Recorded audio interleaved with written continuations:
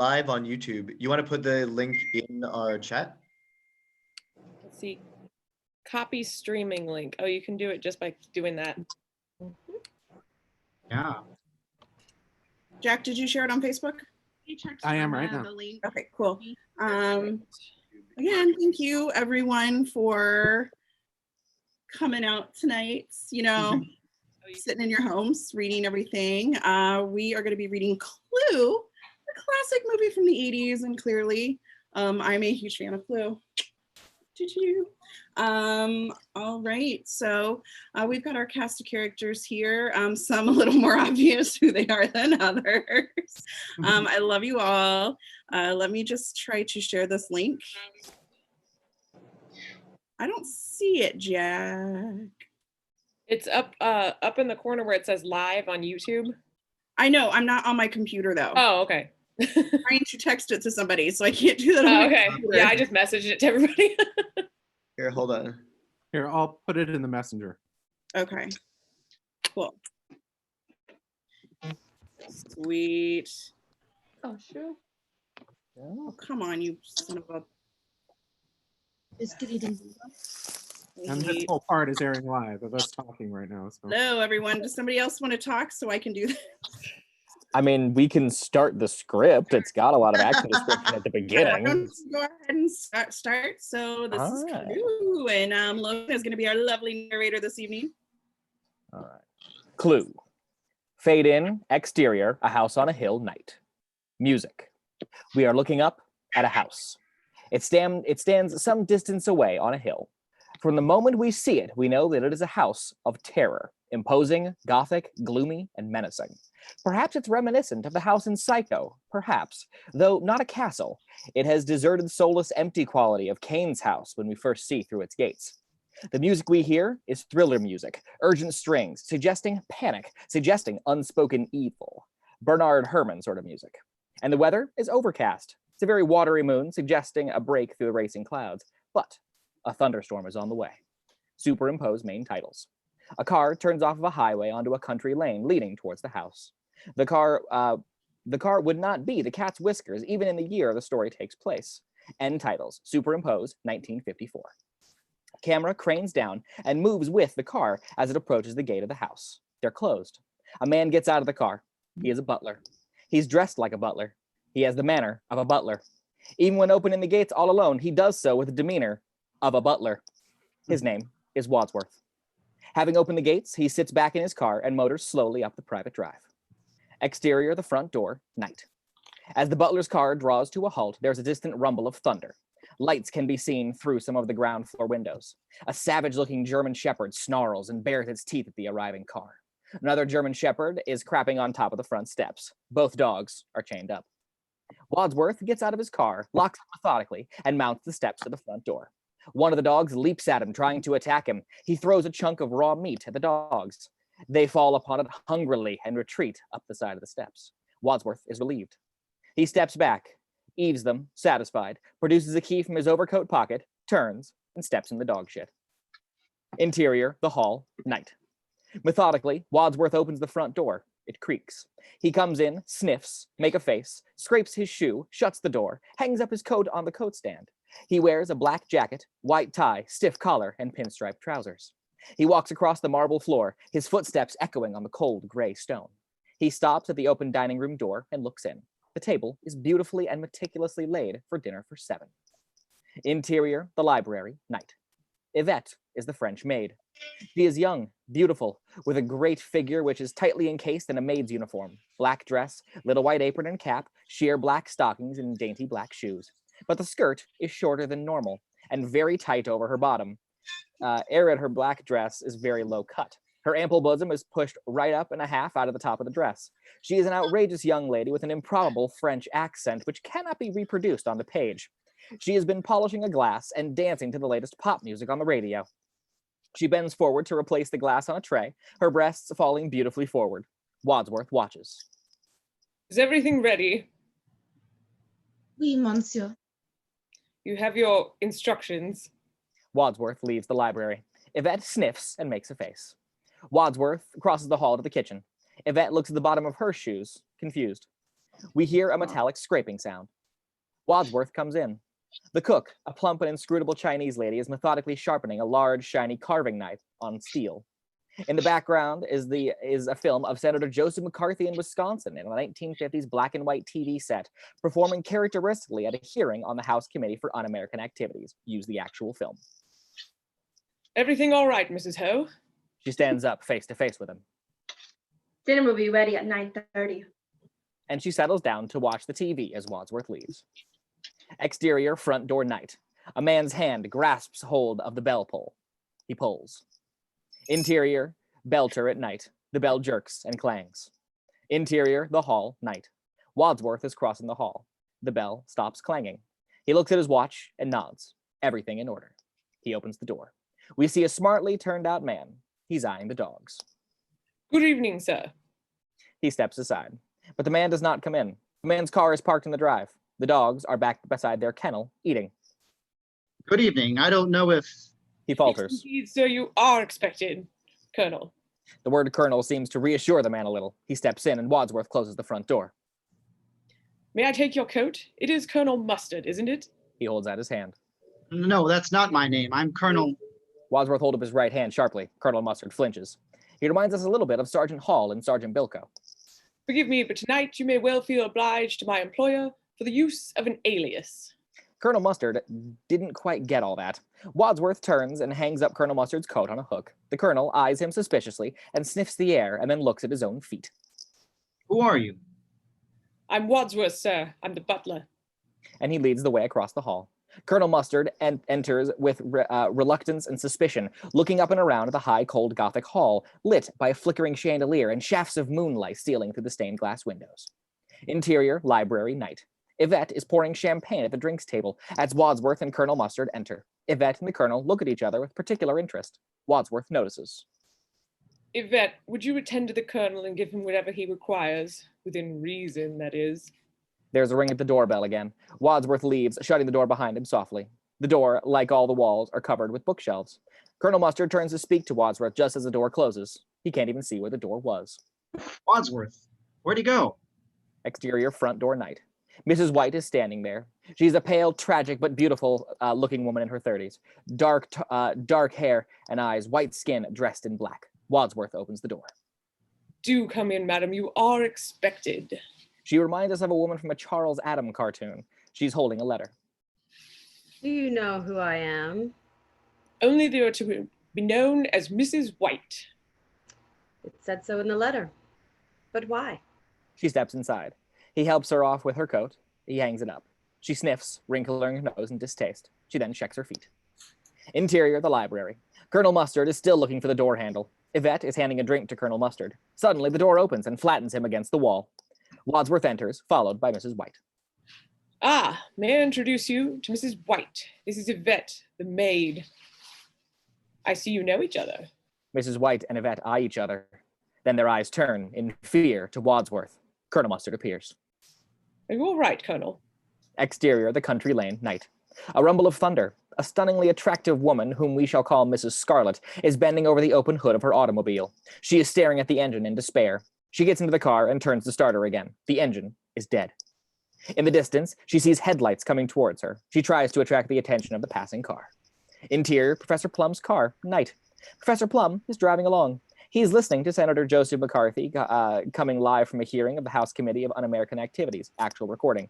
He sees Mrs. Scarlet and eyes her carefully as he drives past. Deciding that she is rather a dish, he slows down, stops, and reverses back to her.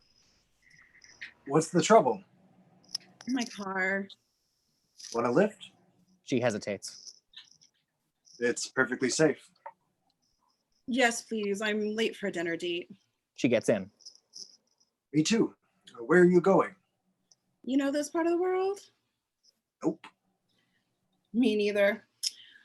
I'm going to Hill House off Route 41. Professor Plum catches the side of the letter heading. Wait a minute. Let me look at that. That's where I'm going. I got a letter like this. They look at each other with a mixture of interest and suspicion. Heavy drops of rain start to fall on the windshield. He starts the windshield wipers and drives on. Interior, library, night. Wadsworth is introducing Mrs. Peacock to Miss Scarlet and Colonel Mustard. Mrs. Peacock is a wealthy woman with jewels and a fur stole with foxtails and claws dangling from it. She has considerable vanity. And this is Mrs. Peacock. How do you do? Hello. Yvette, would you please go and check and see that dinner will be ready just as soon as the guests have arrived? Yvette goes. Wadsworth too. Mrs. Peacock watches her go with slight incredulity. Yvette has apparently been poured into her tight little dress. Then Mrs. Peacock sniffs and surreptitiously checks her feet, then looks at the other's feet. Exterior, the house, night. 2 more cars are parked in the driveway. Mrs. Peacock and the cars belonging to the dapper young man, tall, slim, bespectacled, and exquisitely turned out, who waits by the front door. Wadsworth opens it. Wadsworth nods and stands aside to admit him. You must be Mr. Green. Mr. Green nods anxiously. One of the 2 dogs is straining at the leash. Mr. Green immediately sits on a chair just beside the front door. Wadsworth turns and sees him. No, not you, sir. Interior, Professor Plum's car, night. Professor Plum is driving. Miss Scarlet is map reading. Should be just along here. Exterior, the gates, night. From the POV of the house and the gates, we see the car turn off the road toward the house. The car stops. Professor Plum and Miss Scarlet's POV. We see the Gothic mansion. It is magnificent, imposing, and scary. There's a tremendous flash of forked lightning, then a crack of thunder. Why is the car stopped? It's frightened. Another tremendous thunderclap and flash. It is as if the gods are angry with Hilltop House. Professor Plum restarts the engine, and as the car moves forward through the gates, the heavens open. A cloud burst. Rain beats down on the car and gravel drive. Palm trees bending, nearly flattening by the gale force winds. Interior, library, night. Colonel Mustard, Miss White, and Mrs. Peacock are standing around their glasses of champagne. Yvette offers one to Mr. Green, who takes it. They are all aware of the tremendous storm outside. Their eyes turn apprehensively towards the mighty leaded windows, which rattle as the rain drums against them. Exterior house, night. Professor Plum and Miss Scarlet are hurrying out of their car and up to the front door amid the torrential downpour. They ring the doorbell and look about. In only a few steps from the car, they are soaking wet. He is protecting her from the rain, his hand around her and his coat over her head. What a godforsaken place. They look around, under the cover of the front porch. Wadsworth opens the door. He's surprised. Professor Plum and Miss Scarlet, I didn't realize you were acquainted. We weren't. Interior, the library, night. Colonel Mustard, Miss White, Miss Peacock, and Mr. Green are standing around nervously, not talking to each other, looking up and around at the great bookcases filled with leather-bound volumes. Wadsworth enters with Professor Plum and Miss Scarlet. May I present Professor Plum and Miss Scarlet? They nod. He takes a silver salver from Yvette and offers 2 glasses to Miss Scarlet and Professor Plum. Mr. Green takes one. They all sip their champagne. The log fire crackles and spits. Of course, since you are each being addressed by an alias, you will realize that nobody here is being addressed by their real name. They all glance nervously at each other with renewed suspicion. Suddenly, there's a terrifying crash. Everybody jumps. Mr. Green's champagne shoots out of his glass and all over himself and Mrs. Peacock. Cut to interior, the hall. It's the gong being forcefully struck by the cook. Interior, library, hall, and dining room. Ah, dinner. Mr. Green is mopping up Mrs. Peacock. I'm sorry, I'm a little accident prone. And he leads everyone out of the library and across the hall. As they come to the hall, the cook vanishes into the kitchen. Wadsworth leads on into the dining room. Interior, dining room. They all crowd in through the door and hesitate as they see the beautiful long mahogany table, set as if for a college feast. Silver cutlery, Wedgwood china, candles and crystal decanters, and goblets of varying sizes for various wines. A vision of elegance. You'll find your names beside your places. Please be seated. They all sit at the table, 3 on each side. There is one empty place at the head of the table. Is this place for you? Indeed, no, sir. I am merely a humble butler. So what exactly do you do? I buttle, sir. Which means what? The butler is head of the kitchen and dining room. I keep everything tidy, that's all. I see. Well, what's all this about, Butler, this dinner party? Ours is not to reason why, ours is but to do and die. Professor Plum looks up anxiously. Die. Music, but Wadsworth is smiling reassuringly. Merely quoting, sir, from Alfred Lord Tennyson. I prefer Kipling myself. The female of the species is more deadly than the male. The ladies all stare at him coldly. He picks up a plate of hors d'oeuvres and offers it to Miss Scarlet. Do you like Kipling, Miss Scarlet? Sure, I'll eat anything. Yvette has been going around the table with soup bowls. Shark's fin soup, madame. Mrs. Peacock gets some, then Miss Scarlet, then Mrs. White, then Professor Plum, and Colonel Mustard. Colonel Mustard indicates the elegant Chippendale upright armchair at the head of the table. Oh, is this for our host? No, sir, for the 7th guest, Mr. Boddy. All the guests look at each other, somewhat surprised. I thought Mr. Boddy was our host. So did I. Hi. So did I. So who is our host, Miss Wadsworth? Wadsworth ignores the question, but he is pouring the wine. Perhaps he did not hear it. Well, I'm going to start while it's still hot. He picks up the spoon, sees that not everyone has been served. Shouldn't we wait for the other guest? I will keep something warm for him. What'd you have in mind, dear? Professor Plum sees that everyone has been served. He starts eating. So do the others. The slurping sounds of soup being eaten as delicately as possible, as everyone is aware that they are all being watched and listening to each other. Big close-ups or 2 shots of each of the 6 guests in turn. Yvette goes out of the kitchen, followed by Wadsworth. After eating in silence for a while, Miss Peacock speaks nervously. Well, All heads turn towards her. She loses her nerve momentarily, then continues, speaking rather too quickly with a slight air of hysteria. somebody's got to break the ice, so it might as well be me. I mean, I'm used to being a hostess. It's part of my husband's work, and it's always difficult when a group of new friends meet each other for the first time to get acquainted. So I'm perfectly prepared to start the ball rolling. I mean, I have absolutely no idea what we're doing here or what I'm doing here or what this is about, but I'm determined to enjoy myself and very intrigued. And oh my, is this soup delicious, isn't it? There's a pause. They're all still looking at her. You say you're used to being a hostess as part of your husband's work? Yes, it's an integral part of your life when you're the wife of a... But then I forgot we are not supposed to say who we really are we? Though heavens to Betsy, I don't know why. Don't you? There's another silence. Mr. Green is staring at Mrs. Peacock. I know who you are. Mrs. Peacock looks at him, surprised. Aren't you gonna tell us? Mr. Green shrugs. It's not up to him to say, but Mrs. Peacock can't leave it alone. How do you know who I am? I work in Washington too. Washington? So you're a politician's wife? Mrs. Peacock realizes she has brazened out. Yes, I am. They all stare at her, waiting for more information. Come on then. Who's your husband? The door opens suddenly. They all jump a little. Wadsworth comes in. He indicates to Yvette to come in and collect up the soup bowls. He does so in a tense silence and departs with Wadsworth, who closes the door behind him. Meanwhile, the conversation has continued. What does your husband do?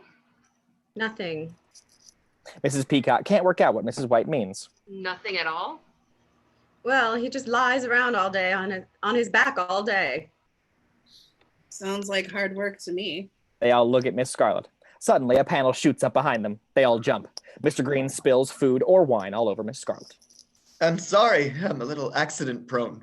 We see it's a hatch into the kitchen. Yvette is placing the main course in the hatch. Excusez-moi. In the something indistinct, we see the cook dishing up food. Wadsworth comes into the dining room and starts placing the main course in front of each guest. It's Chinese food, a couple of bland-looking main dishes with rice, noodles, and so forth. Mrs. Peacock tastes it. Delicious. This is one of my favorite recipes. Wadsworth edges in front of the pass-through so that Mrs. Peacock cannot see the cook. I know, madam. She looks at him with further curiosity. Wadsworth starts to cure the wine, topping up the 2 glasses. So what do you do in Washington, D.C., Mr. Green? Mr. Green smiles and shakes his head. Mrs. Peacock persists. Come on, what do you do? How are we to get acquainted if we don't say anything about ourselves? Mr. Green smiles a wintry smile. Perhaps he doesn't want to get acquainted with you. Well, I don't know. I'm sure if I wasn't trying to keep the conversations going, we'd all be sitting here in embarrassed silence. Are you frightened of silence, Mrs. Peacock? No, why? It just seems to me that you are. You seem to suffer from what we call pressure of speech. Mrs. Scarlet picks up on this at once. Professor Are you a shrink? I do know a little about psychological medicine, yes. You're a doctor? I am, but I don't practice. But practice makes perfect. I think most men need a little practice. Don't you think, Mrs. Peacock? Mrs. Peacock doesn't know what she's talking about. So what do you do, Professor? I work for UNO, the United Nations organization. Colonel Mustard is not impressed. Another politician, Jesus. No, I work for a branch of UNO, WHO, the World Health Organization. What's your area of special concern? family planning. So if we ever want to find out about you know what, we should go to Uno Who. Mr. Green smiles a little. They eat in silence. So what about you, Colonel Mustard? Are you a real colonel? I am, sir. And Colonel Mustard continues eating. You're not going to mention the coincidence that you also live in Washington, D.C.? And they all look at her, then at him. Colonel Mustard stops eating, fork of food halfway to his mouth. How did you know that? Have we met before, ma'am? I've certainly seen you, though you may not have noticed me. She smiles at him. Mr. Green is no fool. He has made a quick deduction. Miss Scarlet, does that mean you live there too? She smiles at him. Sure do. Does anyone here not live in Washington, D.C.? I don't. Mr. Green is thinking. Yes, but you work for UNO, a government job, and the rest of us all live in a government town. Anyone here not earn their living from the government one way or another? They all look at each other. Colonel Mustard stands up. Wadsworth, where is our host, and why have we been brought here? Wadsworth smiles enigmatically, and the doorbell rings. Interior, the hall. Wadsworth walks down the hall to the front door. Tense music. He opens the door, and standing there is an unprepossessing man. One might describe him as ugly if one were feeling charitable. Certainly, his features were ordinary enough, but there is about him an air of malevolence, bitterness, perhaps even evil. He also bites his nails and picks his teeth, nose, and other orifices. He carries a small locked suitcase. As the door opens, there is a tremendous flash of lightning and a crash of thunder. Wadsworth seems pleased to see him, in an odd sort of way. Ah, Mr. Boddy, you are eagerly awaited. I find that hard to believe. This is not your place, I take it? No, sir, it is on loan. He steps aside to allow Mr. Boddy to enter. He does. Mr. Boddy looks Wadsworth up and down with a sneer on his already unpleasant features. And what are you supposed to be? Wadsworth is closing the front door. The wind is howling. I'm supposed to be polite, though when talking to you, I find the task is almost beyond me. They are talking loudly enough to be heard in the dining room. Interior, the dining room. All 6 guests are listening to the conversation in the hall. So is Yvette. Interior kitchen. The cook is listening too. Interior hall. Wadsworth is hanging up Mr. Boddy's coat, hat, and umbrella. Just one thing, Wadsworth. Remember, I know who you really are, and don't you forget it. Wadsworth turns to face him. Shall I take your bag? As you wish. It contains evidence, I presume. Surprises, my friend. That's what it contains, surprises. He puts it under the coat rack. As he does so, Wadsworth turns back to the front door and locks it with a deadlock key. May I see that key? Over my dead body, sir. Mr. Boddy gives a little smile. Wadsworth sets off across the hall to the dining room. Mr. Boddy follows. Have you just arrived from Washington, sir? Yes, it's a long haul. Indeed. But then it is a very large house. You think you're quite a fellow, don't you? Interior dining room. All the guests are eating in silence. Wadsworth enters, followed by Mr. Boddy. Everyone turns to look at Mr. Boddy as he enters. He stops dead, slightly frightened when he sees them all. They look at him with curiosity. It should be clear that he recognizes them, but none of them recognize him. Mr. Boddy enters the dining room, followed by Wadsworth. Mr. Boddy proceeds to survey the room, taking in who is in attendance. Ladies and gentlemen, may I present Mr. Boddy? What are they doing here? Wadsworth crosses the room towards the head of the table, followed by Mr. Boddy. Eating dinner. Do sit down, Mr. Boddy. Thanks. Yvette enters with a bowl of soup and proceeds towards Mr. Boddy to place it in front of him. You can take that away, honey. There's a moment of awkward silence and judgment. Yvette looks at him with a bit of a hint of contempt as she returns with the bowl of soup to the kitchen. Finally, Mrs. Peacock is unable to stand it any more and bangs on the table. Look, I demand to know what's going on. Now, why have we all been dragged up to this horrible place? Well, I believe we all received a letter. Wadsworth removes the letter from his lapel pocket, unfolds it, and reads aloud. My letter says it will be to your advantage to be present on this date because a very Mr. Boddy will bring to end a long-standing, confidential, and painful liability. It is signed, a friend. Wadsworth puts away his letter. I got a similar letter. So did we. I also received a letter. Meanwhile, Yvette has been placing the main course in front of Mr. Boddy. He waves it away. No thanks, Yvette, I'm not hungry. Mr. Green flashes a look at them both. Again, he is quick on the uptake. How did you know her name? Mr. Boddy smiles at Yvette and slides his hand up her skirt. She edges away, disgusted. Oh, we know each other, don't we, dear? She nods almost imperceptibly. Forgive my curiosity, Mr. Boddy, but did your letter say the same thing? No. I see. Can I interest any of you in fruit or dessert? No one is interested. They shake their heads. Much of the main course has been left uneaten. In that case, may I suggest we adjourn to the study for coffee and brandy, at which point I believe our unknown host will reveal his intentions.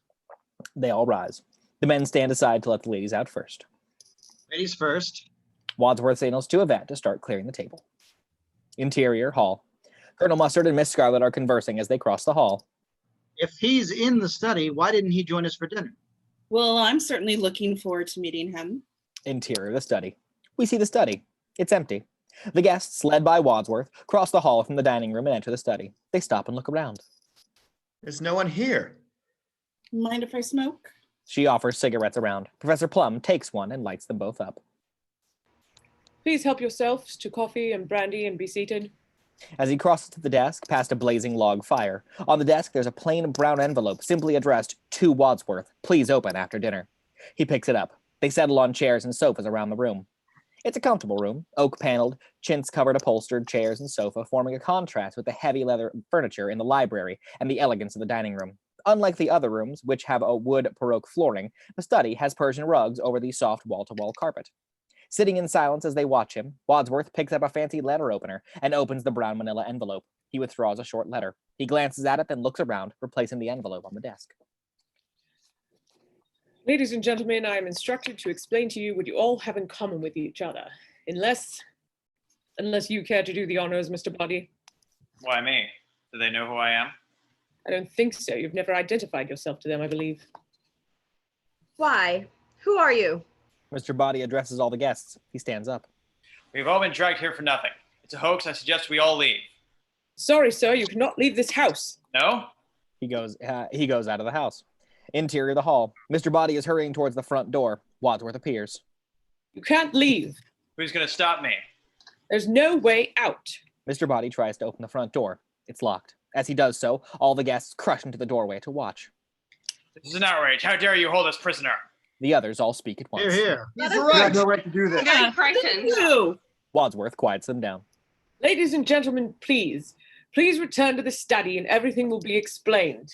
You too, Mr. Boddy. They turn. Reluctantly, Mr. Boddy follows. From POV over Mr. Boddy's shoulder, we can see that he has seen the conservatory. He hurries towards it. Other way. But Mr. Boddy takes no notice. So Wadsworth hurries into the hall and hastens down the hall in pursuit of Mr. Boddy. Interior conservatory, night. Huge green creeping vegetation covers the room. There are many potential lurking places in here. The rain is beating down loudly on the glass roof. Mr. Boddy is running into the room, which, like all of the other conservatories, is mostly made out of glass.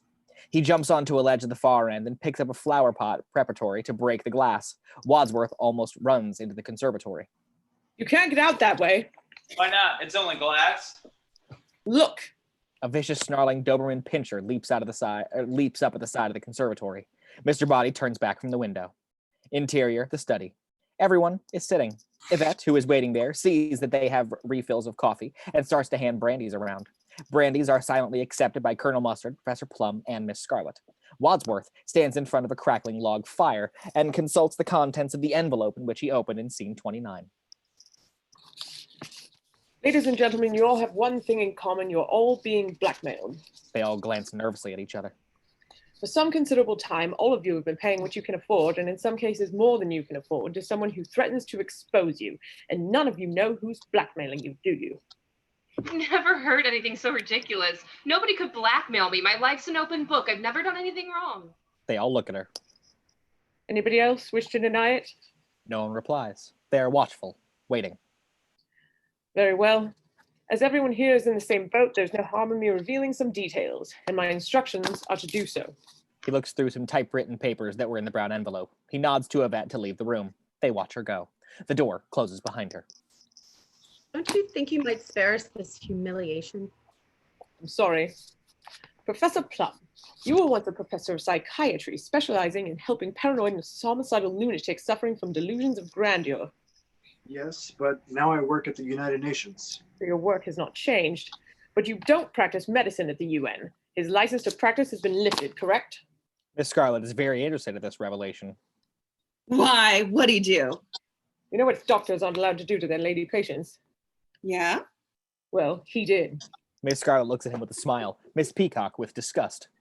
Eh, So disgusting. Wadsworth turns to Miss Scarlet. Are you making moral judgments, Mrs. Peacock?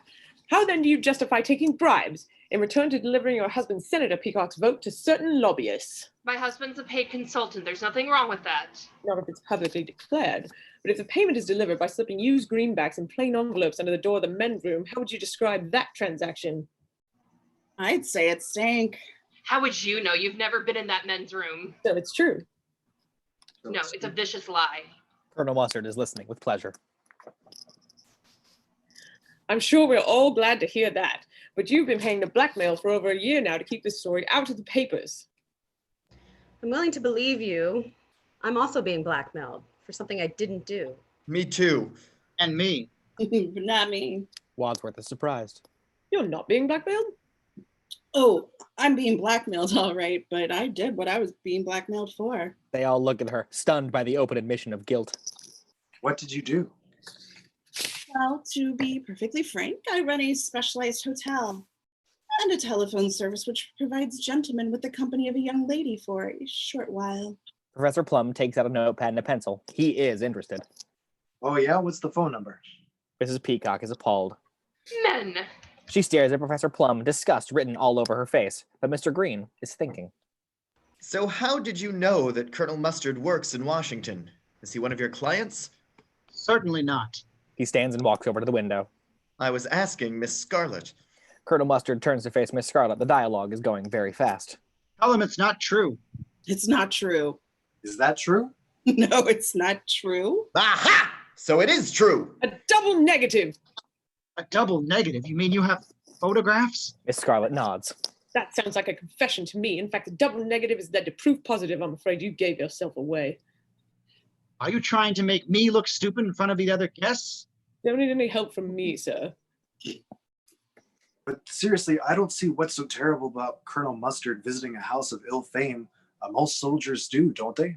Professor Plum puts his hand on her knee. She removes it. Reluctantly, he moves away. Wadsworth refers to his notes, the one that came out of the brown envelope, which are still in his hand. He holds a sensitive security post in the Pentagon, and Colonel, you drive a very expensive car for someone who lives on a colonel's pay. You don't? I came into money during the war when I lost my parents. You lost them? Did you report the loss to the police? No, dying is perfectly legal. Sometimes, yes. Mrs. White, you've been paying our friend the blackmailer ever since your husband died under, shall we say, mysterious circumstances. Miss Scarlet laughs. Miss White turns to her. Funny. I see. That's why he's lying around on his back in his coffin. It didn't kill him. Then why are you paying the blackmailer? I don't want a scandal.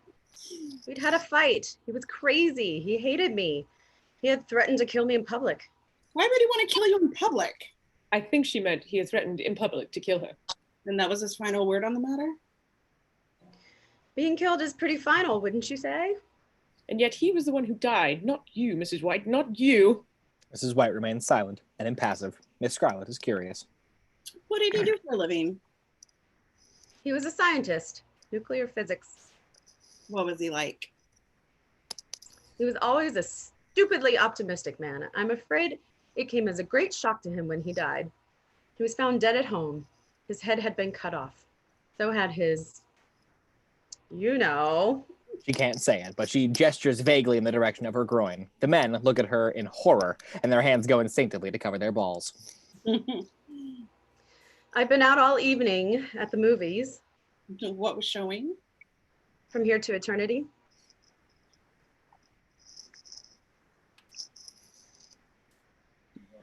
How very appropriate. Do you miss him? It's a matter of life after death. He's dead. Now I have a life. But he was your second husband. Your first also disappeared. That was his job. He was an illusionist. But he never reappeared. He wasn't a very good illusionist. Mr. Green coughs discreetly. Everyone looks at him. He stands up, licks his lips nervously. He's been trying to find the courage to speak openly. I have something to say. I'm not going to wait for Wadsworth here to unmask me. I work for the State Department, and I am a homosexual. Mrs. Tuts. Or Mrs. Peacock Tuts. I feel no personal shame or guilt about this, but I have to keep it quiet or I would lose my job on security grounds. There's a moment of silence. Well, that just leaves Mr. Boddy. All eyes turn to Mr. Boddy. He says nothing. What's your little secret? His secret? Oh, I thought you'd all realized. He's the one who's blackmailing you all. There's a flash of lightning and a clap of thunder. This information comes as a bombshell to all of them. Colonel Mustard stands up again.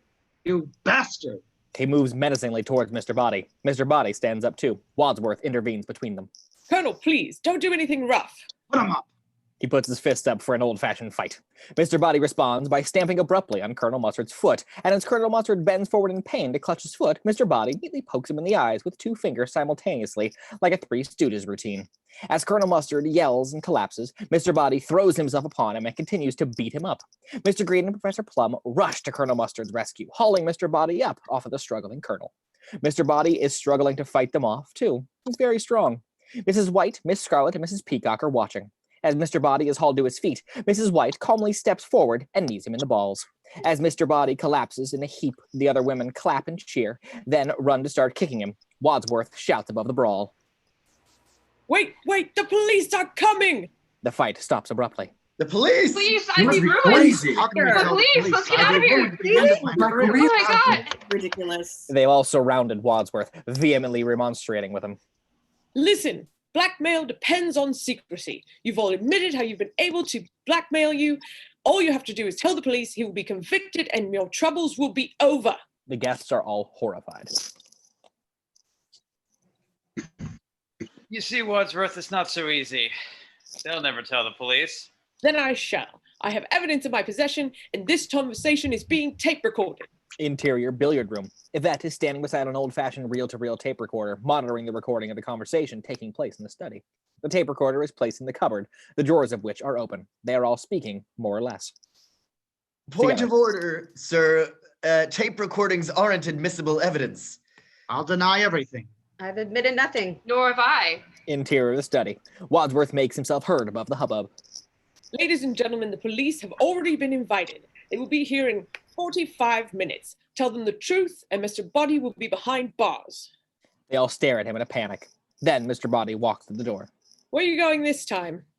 I think I can help them make up their minds. May I just get my little bag from the hall? Wadsworth is puzzled and worried. Interior of the hall. Mr. Boddy emerges from the study and crosses the hall. He picks up his case and returns to the study. High shot. Interior of the study. Mr. Boddy re-enters, leaving the door open. He places his attaché case on the desk, turns to face his victims. Can anybody guess what's in here? They look at each other, nonplussed. The evidence against us, no doubt. Mr. Boddy smiles, shakes his head, and opens the case. In the case are 6 gift-wrapped parcels. He hands one to each of the 6 guests. We didn't know we were meeting you tonight. Did you know you were meeting us? Oh, yes. What were you told precisely? Really, that you were all meeting to discuss our little financial arrangements, and that if I did not appear, Wadsworth would be informing the police about it all. Naturally, I could hardly resist putting in an appearance. They're all staring at the smug, non-complacent, loathsome figure of Mr. Boddy. Open them. They look at the presents in their hands. Mr. Boddy pours himself a brandy from the decanter, sniffs the bouquet, and sips it. Miss Scarlet shrugs. Why not? I love getting presents from strange men. She carefully removes the ribbon, the wrapping paper, and comes to a cardboard box. Slowly, she lifts the lid.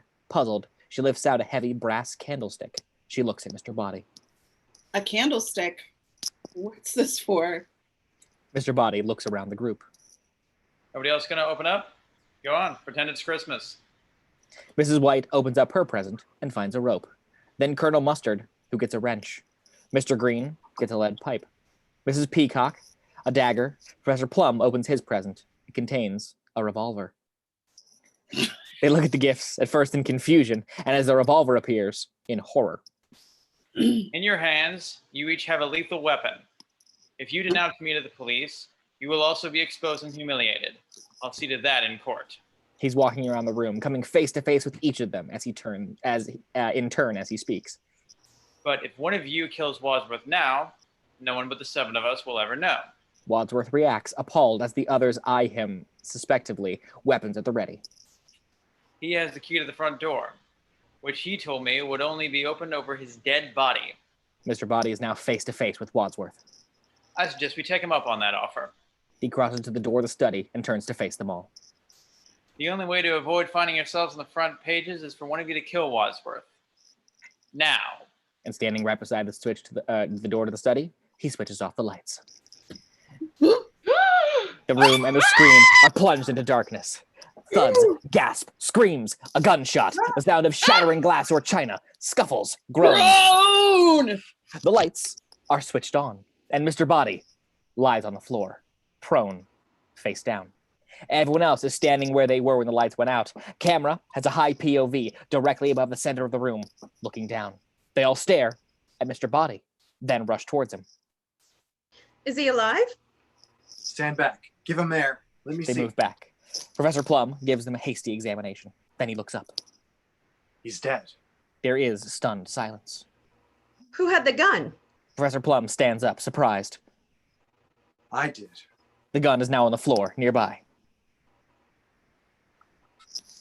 So you shot him. I didn't. Well, you had the gun. If you didn't, who did? Nobody. Look, there's no gunshot wound. Professor Plum turns Mr. Boddy over. They all look at his front. He's right. There's no bullet wound.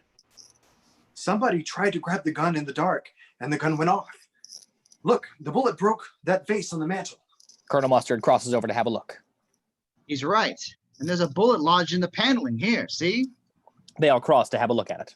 So how did he die? They all stare accusingly at Professor Plum. I don't know. I'm not a forensic expert.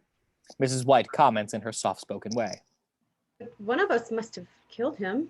This quiet observation produces a fearful silence. They all look at each other nervously, aware that a murderer is present among them. I didn't do it! I need a drink. She puts down the dagger and picks up the brandy goblet that Mr. Boddy had placed on the table near the door just before the lights went out. She raises it to her lips and sips a little. Maybe he was poisoned. Mrs. Peacock screams and drops the glass. She continues screaming hysterically. After some moments of continued screaming, Mr. Green slaps her in the face. This stops her abruptly. They all look at him. More violence? Is he the murderer? I had to stop her screaming. Was the brandy poisoned? They all, except for Mrs. Peacock, who is half sitting, half lying on the sofa, hurry over to look at the brandy goblet, but it lies broken on the floor. Looks like we'll never know. Unless she dies too. They all hurry over to the sofa and stare at Mrs. Peacock. She seems all right. From the other room comes a terrible screaming sound. They all freeze and stare at each other in terror. And indeed, somebody is still screaming next door. They all rush out together and into the hall. Interior, the group rushes into the hall. The screaming seems to be coming from the billiard room. Is it still it is still continuing? Colonel Mustard tries the handle. The door is locked. He knocks on the door. He rattles the handle, then pounds on the door again. Open the door! It must be the murderer.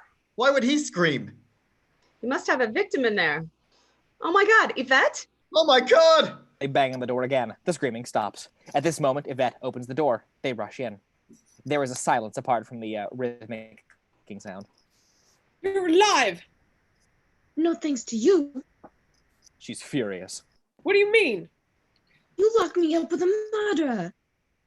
So the murderer is in this room. Yes. Where? He looks desperately at Professor Plum, who's standing next to him. We're all looking at him. They look around desperately. Or her. It's what Mrs. White said in the study. One of you is the killer. How do you know she said that?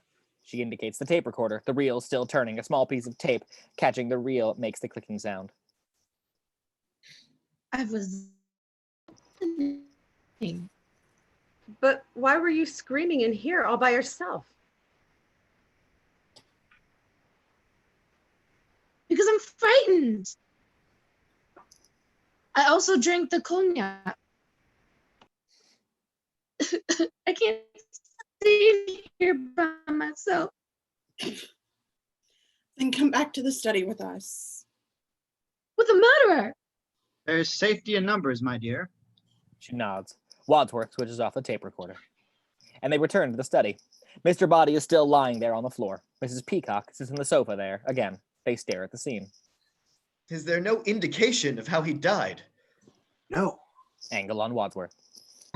This is terrible. This is absolutely terrible. This is not what I intended. Oh my God. He crosses to a chair and sits. Mrs. White realizes the full impact of his remarks. Not what you intended. Then they all stare at him. Wadsworth mops his brow. So you're not the butler. I'm not the butler, but I'm a butler. In fact, I was his butler.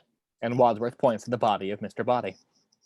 So if he told you to invite us all to his house, why did he arrive late? Wadsworth confesses. I invited you. In fact, I wrote the letters. It was all my idea. Now Wadsworth is building himself up into an emotional state, a panic attack. Mrs. White crosses to Wadsworth. Wait a minute. I don't understand. Why did you invite all of us here to meet your late employer? Were you assisting him to blackmail us? Certainly not. I think you'd better explain. Please sit down, everyone. They all take a seat. Unfortunately, there are only 7 possible places to sit. Mr. Green gets to 2 or 3 of them a moment too late. Finally, as there is nowhere for him to sit, he perches on the edge of a table. He settles himself comfortably to listen.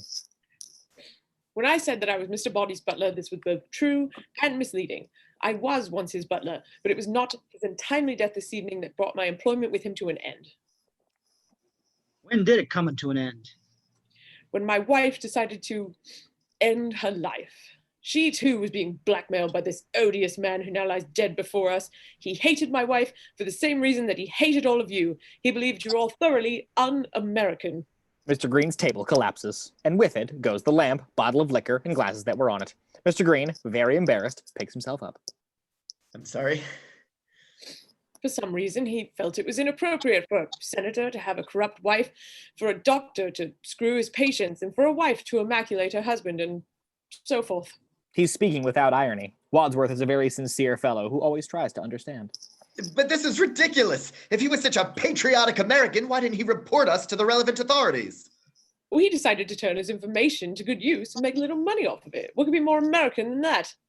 Mr. Boddy was true an apostle of free enterprise. He became a rich man, but money is the fruit of all evil. And what was your role in all of this? I was a victim too. At least my wife was. She had friends who were socialists. Wadsworth, now tearful, wipes his eye with the back of his hand. Mrs. White offers him her handkerchief. Well, we all make mistakes. But Mr. Boddy threatened to give my wife's name to the House Un-American Activities Committee unless she named them. She refused. So he blackmailed her. We had no money, and the price of his silence was that we were working for him for free. We were slaves. Well, to make a long story short, Too late. the suicide of my wife preyed on my mind and created a sense of injustice in me, and I resolved to put Mr. Boddy behind bars. It seemed to me that the best way to do it, and to free all of you from the same burden, is to get us all face to face, confront Mr. Boddy with his crimes, extract a confession, and then turn him over to the police. Professor Plum stands and looks at the others, relieved that he understands what's been going on. So, everything is explained. Mrs. Peacock nods vigorously. Mrs. Scarlet shakes her head. Nothing's explained. We don't know who did it. The point is, we must find out within the next 40 minutes before the police come. Mrs. Peacock leaps to her feet. Police coming here? Oh my God, the scandal. I'm a senator's wife. He'll be ruined. But how can we possibly find out which of you did it? They all stare at him. What do you mean, which of us did it? Well, I didn't do it. One of us did. We all had the opportunity. We all had the motive. We'll all go to the chair. They all gaze at each other in further horror. Then Professor Plum gets an idea. Maybe it wasn't one of us. Who else could it have been? Who else is in the house? Only the cook. The cook! And as a group en masse, they rush out of the study. Interior, the hall. Everybody rushes out from the hall to the kitchen. Interior of the kitchen. It is a large, old-fashioned kitchen with a range, an oven, an old porcelain sink, flagstones, but no cook. The room is empty. The guests and Yvette rush in. They stop. They look around. She's not here. And beside him, a cupboard door groans and opens. The cook falls face first out of the cupboard. Dead. She has a knife in her back. The dagger. The cook is in Mr. Scarlet's arms. He just stands against, near to tears, holding her up. I didn't do it! They all stare at him. Well, help me, somebody! Mrs. White, Colonel Mustard, and Mrs. Scarlet come rushing forward to help Mr. Green lower the body of the cook to the floor. Mrs. White reaches for the knife. Don't touch it. Mrs. White stops just in time. It's evidence. Not for us. We have to find out who did this. And we can't take fingerprints. Colonel Mustard stands up and stares grimly at Wadsworth. I think you better explain yourself, Wadsworth. Me? Why me? Who would want to kill the cook? It wasn't that bad. Colonel Mustard eyes her menacingly. He is not amused. I'm afraid she's reaped the fruits of her evil and received her just deserts. If this was dessert, I'm glad I said no. Colonel Mustard can contain himself no longer. He turns on Miss Scarlet. How can you make jokes at a time like this? It's my defense mechanism. Some defense. If I were the killer, I'd kill you next. Mrs. Scarlet and Mr. Green both stare at him and then slowly back away, terrified. I said if. That's all. After all, there's only one admitted killer here, and that's not me, it's her. I admitted nothing. Who paid the blackmail? How many husbands have you had? Mine or other women's? Yours. 5. 5? Yes, just the 5. Husbands should be like Kleenex, soft, strong, and disposable. So you don't believe in marriage? I certainly do. Perhaps it's because I was educated in a convent, but I'm in the habit. You lure men to their death like a spider with flies. You're right. Flies are where men are most vulnerable.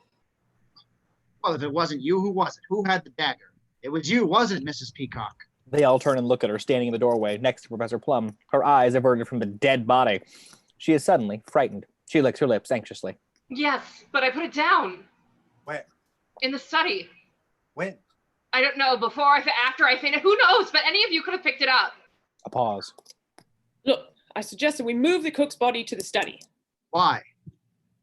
I'm the butler. I like to keep the kitchen tidy. Got it. Wadsworth steps forward to the body. Professor Plum, Colonel Mustard, and Mr. Green help. The cook was a big, hefty lady, but somehow they lift her up and cart her out of the kitchen. Professor Plum and Wadsworth taking an arm each. Colonel Mustard and Mr. Green taking a leg each. Interior, the study. Plum, Mustard, and Green and Wadsworth stagger into the study. We see a wide and high view of the room. It's empty, the same high POV. Where Mr. Boddy's corpse was, there is nothing. Plum realizes it first. Look. Mustard, Green, and Wadsworth react in fear. What? The body's gone. Professor Plum has already let go of the cook's right arm. Now, aghast, Wadsworth lets go of the cook's left arm, and the cook's top end immediately drops, and her head hits the floor with a terrible thud. None of the lifters notice this. They're all staring, frightened, at the place where Mr. Boddy previously lay. Mrs. Peacock tries to enter, but she can't get into the room because of the 4 men and the cook's corpse are more or less blocking the doorway. What are you all staring at? Nothing. Well, who's there? Nobody. What do you mean? Nobody. Nobody. That's what I mean. Mr. Boddy's gone. Mr. Boddy's body is gone. Meanwhile, Mrs. Scarlet, Mrs. White, and Yvette are crowding the doorway. Maybe he wasn't dead. He was. We should have made sure. How? By cutting his head off, I suppose? Mrs. White turns on Mrs. Peacock. That wasn't called for. Well, where is he? We better look for him. Mr. Green and Colonel Mustard let go of the legs, both feet thud to the floor. Tentatively, perhaps with eerie music, they all search the study, opening cupboards, under sofas, under the desk, but there's no sign of the body. Finally, they all stop and stare at each other, completely bemused. Well, he couldn't have been dead. Professor Plum is utterly mystified. He was. At least, I thought he was. But what difference does it make now? It makes quite a bit of difference to him. Maybe there's life after death. Life after death is an improbability as sex after marriage. Mr. Green has an inspiration. Maybe Mr. Boddy killed the cook. Yes. How? A silence. They can't work it out. Well, if you'll excuse me, I have to, is there a ladies' room in the hall? Oui, madame. No, I just want to powder my nose. Mrs. Peacock hurries out. Meanwhile, Miss Scarlet has picked up the envelope that Wadsworth had opened earlier and produces some photographic negatives. She's intrigued. What's this, Wadsworth? Wadsworth steps forward to reclaim them. I'm afraid that those are the negatives to which Colonel Mustard earlier referred. My God. He also steps in. Were you planning to blackmail him, Wadsworth? Wadsworth is appalled at the idea. Certainly not. I had obtained them for the Colonel and was going to give them back when Mr. Boddy was unmasked. Miss Scarlet looks at the negatives. Very pretty. Would you like to see these, Yvette? They might shock you. No, thank you. I am a lady. And how would you know what sort of pictures they are if you're such a lady? What sort of pictures are they? Colonel Mustard steps in to Miss Scarlet. How dare you, madam? Give them to me at once. No, I think there's something in them that concerns me too. They struggle over the negatives. Let me see. He grabs them. Mrs. White, Miss Scarlet, and Mr. Green look over his shoulder. Nobody can get in that position. Sure they can. I'll show you. He swings her around and down onto the sofa and is about to climb on top of her. Get off me! Interior of the hall. Meanwhile, Mrs. Peacock has found the door to the bathroom under the stairs. She tugs at it. It won't open. She tugs again. The door opens, and the body of Mr. Boddy falls out. She screams. Blood is dripping from his head. He falls against her. She screams and screams. Interior, the study. All the others hear the screaming. It's Mrs. Peacock! He rushes out into the hall. The others follow, Wadsworth grabbing the negatives from Mrs. Scarlet as she goes, dumping them onto the table. Interior of the hall. Mrs. Scarlet is fighting off Mr. Boddy, who is falling all over her. The others run towards her. There is blood all over her face.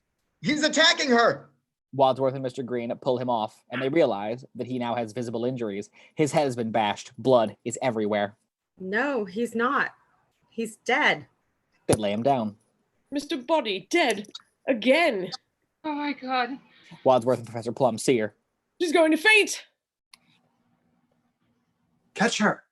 I'll catch you. Fall into my arms. Standing behind her, Wadsworth holds out his arm to catch her. She faints straight through them and ends up on the floor in a heap. Sorry. Mr. Green looks at his bloodied hands. So do all the others. Angle on Mrs. White. You've got blood on your hands. I didn't do it! He's got new injuries. He's certainly dead now. Why would anyone kill him twice? He goes into the toilet to look for clues. It seems so unnecessary. What we call overkill. It's what we call psychotic. Unless he wasn't dead before. What's the difference? That's what we're trying to find out. We're trying to find out who killed him and where and with what. There's no need to shout. I'm not shouting. All right, I am. I'm shouting, I'm shouting, I'm shouting. He stops shouting, and Purple in the Face glares at them defiantly. And the heavy brass candlestick wobbles and topples off at the top of the door frame of the loo and hits him on the head. It's bloodstained. He reels and jolts to the floor. Exterior, the road. The rain is still pelting down, rumbling thunder, racing clouds. A car is driving down the twisted road near the gates. It's going fast. Close up, the motorist at the wheel, tense, worried. Exterior, road, angle, car, going too fast. It races round a bend, and a cat leaps out in front of the beam of the headlights. The motorist swerves to avoid it. The car skids. Interior, the study. Professor Plum, Colonel Mustard, and Mr. Green are lugging Mr. Boddy into the study. They put him down in the doorway. Because their paths are blocked by the cook's body, Colonel Mustard takes command. All right, I'm in command now. Move the cook. Mrs. White, Miss Scarlet, and Yvette clamber over the body and start to drag the cook along the floor on her back. The dagger is still sticking out of her back. Put the corpses on the sofa. The men hesitate, too dazed to do anything. Colonel Mustard prompts them, indicating the cook. Ladies first. The men put down Mr. Boddy's body and help the ladies lift the cook up onto the sofa. Professor Plum is mesmerized by Yvette's breasts as she bends forward. Careful, don't get blood on the sofa. Look, Professor. I'm looking. How do we do this? The dagger will go further into her back. Tip her forward over the arm. They do so. I'm Mr. Boddy. They haul him up onto the sofa next to the cook. Panting, they stand back. Now, who had access to the candlestick? All of us. You were given it. Yes, but I dropped it when the lights went out. Anyone could have picked it up. You? Him? Look, there are all still these weapons. The rope, the wrench, the lead pipe, the gun. Let's put them all in this cupboard and lock it. There's a homicidal maniac about. Good idea. Yes, good idea. Great. Great. Lock them up. Wadsworth, helped by the others, puts the remaining weapons into the cupboard and locks the door. He puts the key into his pocket. What are you doing with the key? Putting it in my pocket. Why? But to keep it safe, obviously. This is Peacock. She was playing with the cat. No, he was doing something, sorry. We're top of page 60. 60. Yeah, sorry. But that means you can open it whenever you want. It also means that you can't. But what if you're the murderer? I'm not. But what if you are? And it has to be put somewhere. If I got it, I know I'm safe. But we don't know where we are. So where do we leave it? In the lock? Brilliant. I have an idea. We'll throw it away. He rushes out of the study. The others follow. Interior, the hall. Led by Wadsworth, they all rush to the front door. Wadsworth throws open the door, pulls back his arm rapidly, preparatory to throw the key into the night, and realizes he is standing face to face with the motorist. The motorist thinks that Wadsworth is about to punch him, and half ducks, puts his hand up to defend himself, and then staves off the attack. Wadsworth's throwing arm freezes. Sorry. Can we help? The motorist's POV. He sees that 8 people are packed into the front door, staring at him with hints of various expressions of fear, suspicion, and hysteria. Back to scene. I'm sorry, I didn't mean to disturb the whole household, but my car broke down out there and I was wondering if I could use your phone? Just a moment, please. Motorist's POV. All 8 people turn in amongst themselves for a hastily whispered conference. Occasional words float out of the huddle. He wants to use the phone. I say no. What's he doing around here? How can we say no? All right. Yes, agree. Wadsworth turns and tries to look as dignified and normal as possible. Very well, sir. Would you please come in? The motorist steps in. All 8 people just stare at him. Well, where is it? What, the body? He inadvertently let the question slip out. The others react. The phone. What body? There's nobody. There's nobody in the study. He points to the study door. The motorist starts walking towards it. Simultaneously, everyone realizes that's where the bodies are. No! No! Oh, no, that phone's been disconnected. But I think there's one in the lounge. Thank you. Right this way. He sets off, doing his usual dignified butler walk. The motorist, realizing that all eyes are on him, follows Wadsworth in the exact imitation of Wadsworth's idiosyncratic walk. Interior, the lounge. Wadsworth indicates the phone to the motorist. When you've made your call, perhaps you'd be good enough to wait here. Certainly. Wadsworth retreats to the door, opens it, goes out, and shuts the door. The motorist is now alone in the lounge. Interior, the hall, close up, Wadsworth. As he shuts the door, he jumps. Colonel Mustard is right behind him. Wadsworth POV, Colonel Mustard, miming locking the lounge door. Back to the scene. Wadsworth nods and turns the key. Interior, the lounge. The motorist is about to dial when he sees and hears the key being turned in the lock. He realizes he's being locked in. He's very anxious. Interior, the hall. Wadsworth leaves the key in the lock. He turns to face the 6 guests and Yvette, who are all staring at him. Now, where's that key? Wadsworth nods towards the door. Still in the lock. Not that key. The key to the cupboard with the weapons. You still wish me to throw it away? Yes. Very well. He walks to the front door. One of the guests opens it for him. He takes the key out from his pocket. Exterior, front door. This time, there's nobody waiting outside. He hurls the key far up and away, and it lands in the distant shrubbery, never to be seen again. The front door shuts. Well, what now? Wadsworth, let me out. No. Why not? We gotta know who did it. We're all in this together now. If you leave, I'll say you killed them both. Me too. Me too. You. Wadsworth, I'll make you sorry you ever started this. One day when we're alone together. Mrs. White, no man in his right mind would ever be alone together with you. I need a drink. A general chorus of Me Too from the guests. Colonel Mustard leads off to the library. All follow. As they pass the study door, the colonel stops and looks in. Mr. Boddy and the cook are still lying on the sofa. Just checking. Everything all right? Yes, 2 corpses. Everything's fine. Wadsworth, bringing up the rear, speaks to himself incredulously. But Colonel Mustard is leading them all to the library. Interior, library. Everyone stands around nervously. Colonel Mustard pours himself a stiff drink, then tries to take charge. Anyone else want a whiskey? Mrs. Scarlet, Mr. Green, and Professor Plum all step forward to help themselves. Right. Pay attention, everyone. Wadsworth, am I right in thinking that there is nobody else in this house? No. Then there is someone in this house. Sorry, I said no meaning yes. No meaning yes. Look, I want a straight answer. Is there someone else or isn't there? Yes or no? No. No, there is, or no, there isn't. Yes. Mrs. White has had it. She breaks her glass upon the mantel of the fireplace in a fit of rage and screams. Please! Mrs. White calms herself down a bit. Don't you think we should get that man out of the house before he finds out what's going on here? Yeah. How can we throw him outside in this weather? If we let him stay inside, he'll get suspicious. If we throw him out, he may get even more suspicious. If I were him, I'd be suspicious already. Look, that guy doesn't matter. Let him stay locked up another half hour. Who cares? The police will be here by then, and there are 2 dead bodies in the study. Well, what do you suggest? The colonel pulls himself together and takes a swig of his drink. Either the alcohol or the panic seems to have caused his brain to seize up. There seems to be confusion about whether or not we are the only people in this house. Wadsworth is getting angry now. I told you there isn't. You mean there isn't any confusion, or there isn't anybody else? Either. Or both. Then give me a clear answer. Certainly. What was the question? Is there anyone else in the house? No! Colonel Mustard is still unsure, and he eyes Wadsworth with a steely eye. That's what he says, but does he know?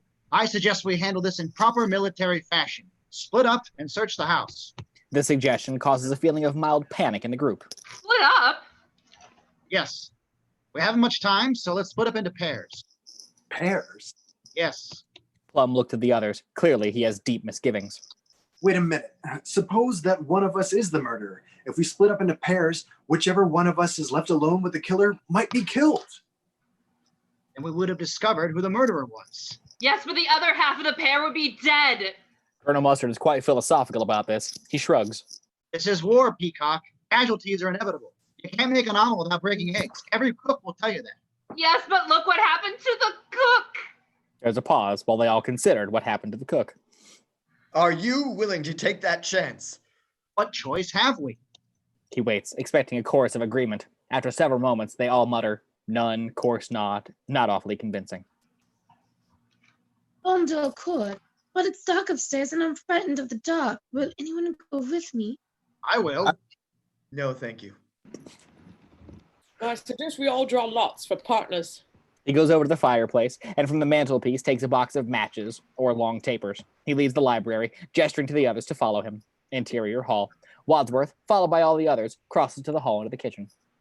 Interior, the kitchen. Wadsworth comes into the kitchen, crosses to a drawer, and produces a sharp carving knife. He turns abruptly, knife in hand. The others gasp, step back. Wadsworth is unaware of this. He sets about cutting the matches into 8 different lengths. Then, carefully, his back to the others, he places the matches in his hand so that no one can tell from their lengths. He turns to face them. Ready? The shortest with the second shortest. Agreed? And let's say the 2 shortest, such as Stella and so on, up. They nod, and one by one, accompanied by tense music, they pick out their matchsticks. Then they compare lengths. And the result? Wadsworth is paired with Mrs. White, Yvette and Mrs. Green, Colonel Mustard and Mrs. Scarlet, Plum and Mrs. Peacock. It's you and me, honey bunch. Wadsworth glances at his watch. We haven't the time. Let's go. The hall.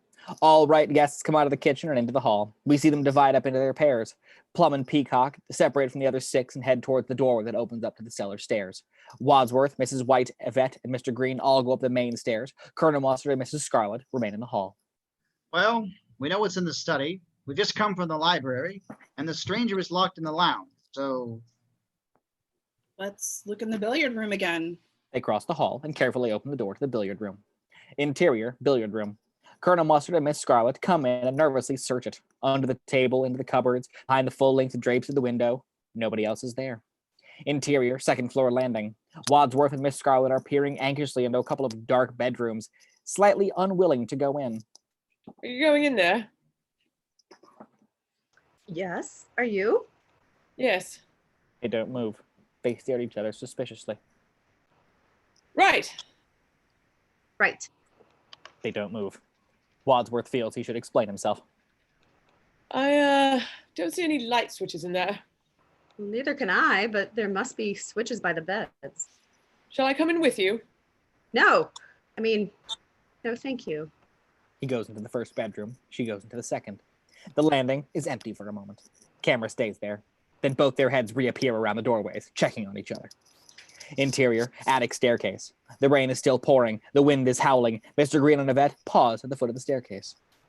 Do you want to go in front of me? No. I'm sure there's no one up there. Then you go in front. Mr. Green hesitates, Okay.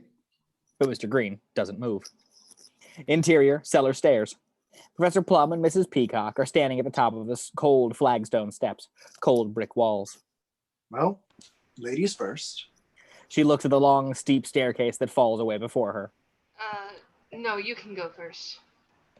No, I insist. No, I insist. What are you frightened of? A fate worse than death? No, just death. Isn't that enough? Interior, hall. Colonel Mustard and Miss Scarlet tentatively push open two big double doors at the far end of the hall. They open into a huge, dark, cavernous space. It's actually the ballroom. What room is this? Search me. Okay. He starts to run his hands all over her body. I didn't mean that literally. He obeys hastily. Interior, attic staircase. Yvette and Mr. Green have not moved. They are squeezed in side by side at the bottom of the narrow staircase. Go on. I'll be right behind you. That's why I'm nervous. Then let's go together. Mr. Green nods. Side by side, they walk up the narrow staircase. There isn't room for them both. They look ridiculous, squeezed together. Interior, cellar stairs. Side by side, Professor Plum and Miss Peacock are walking down the dark cellar stairs. It's not easy. Interior hall. Side by side, Mustard and Scarlet try to get into the big dark room through the one open double door. It's not possible. They bang into each other. They separate. They go again. They bang together again. Interior, first bedroom. Wadsworth is groping at the first bedroom, trying to find a lamp. If there's anybody in here, just look out. Interior, second bedroom. Miss White is doing the same thing in her room. Are you hiding? I'm coming. Interior, first bedroom. Wadsworth looks under the bed, fearfully. Interior, cellar. Professor Plum and Miss Peacock have reached the bottom of the steps. Various dark rooms open out in front of them. Eyeing each other with the greatest suspicion, they back away, heading to separate rooms. Interior, first bedroom. Wadsworth finds a bedside lamp. Close-up of Wadsworth's hand, switching it on. Interior, second bedroom. Miss White in the second bedroom sees a little because of the light spilling through the interconnecting door to the first bedroom to the second. She sees a huge shadow of a person beside her. Who are you? Who is it?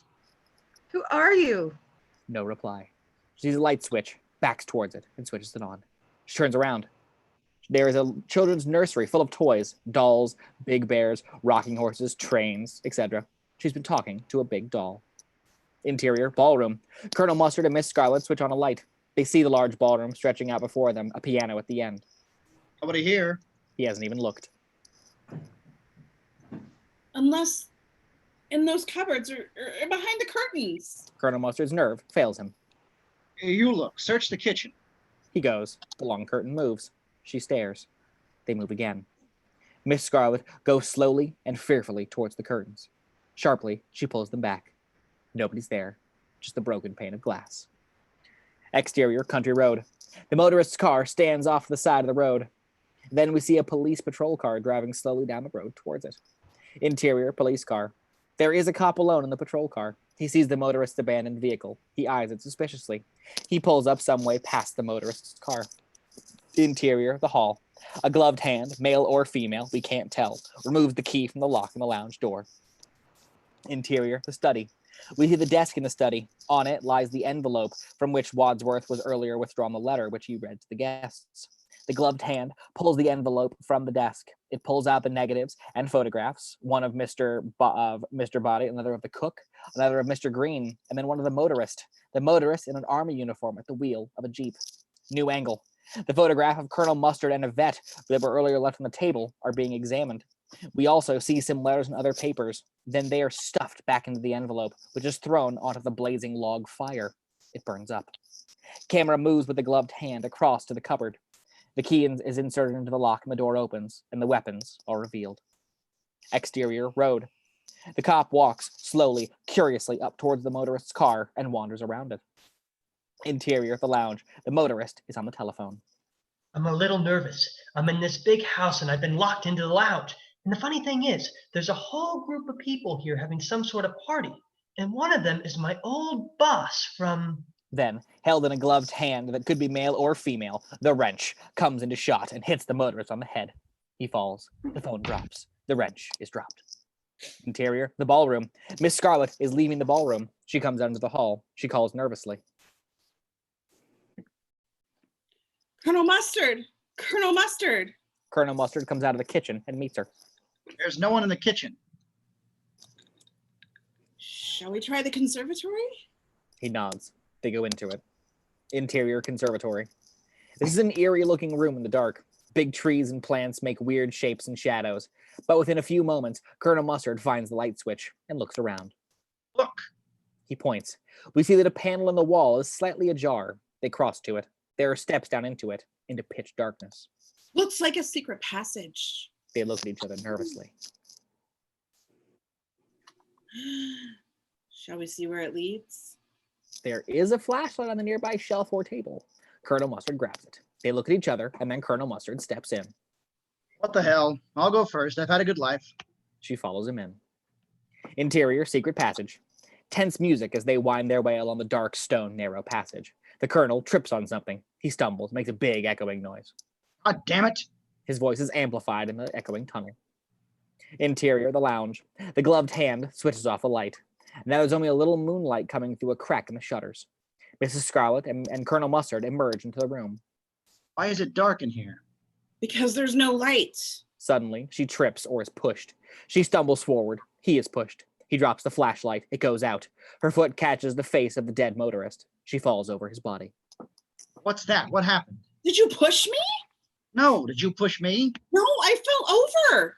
Did you hurt yourself? No, I landed on something soft. We can see what she's landed on. She feels around. Her hand finds the motorist's head. She's shocked. It's a body. Someone else is in here.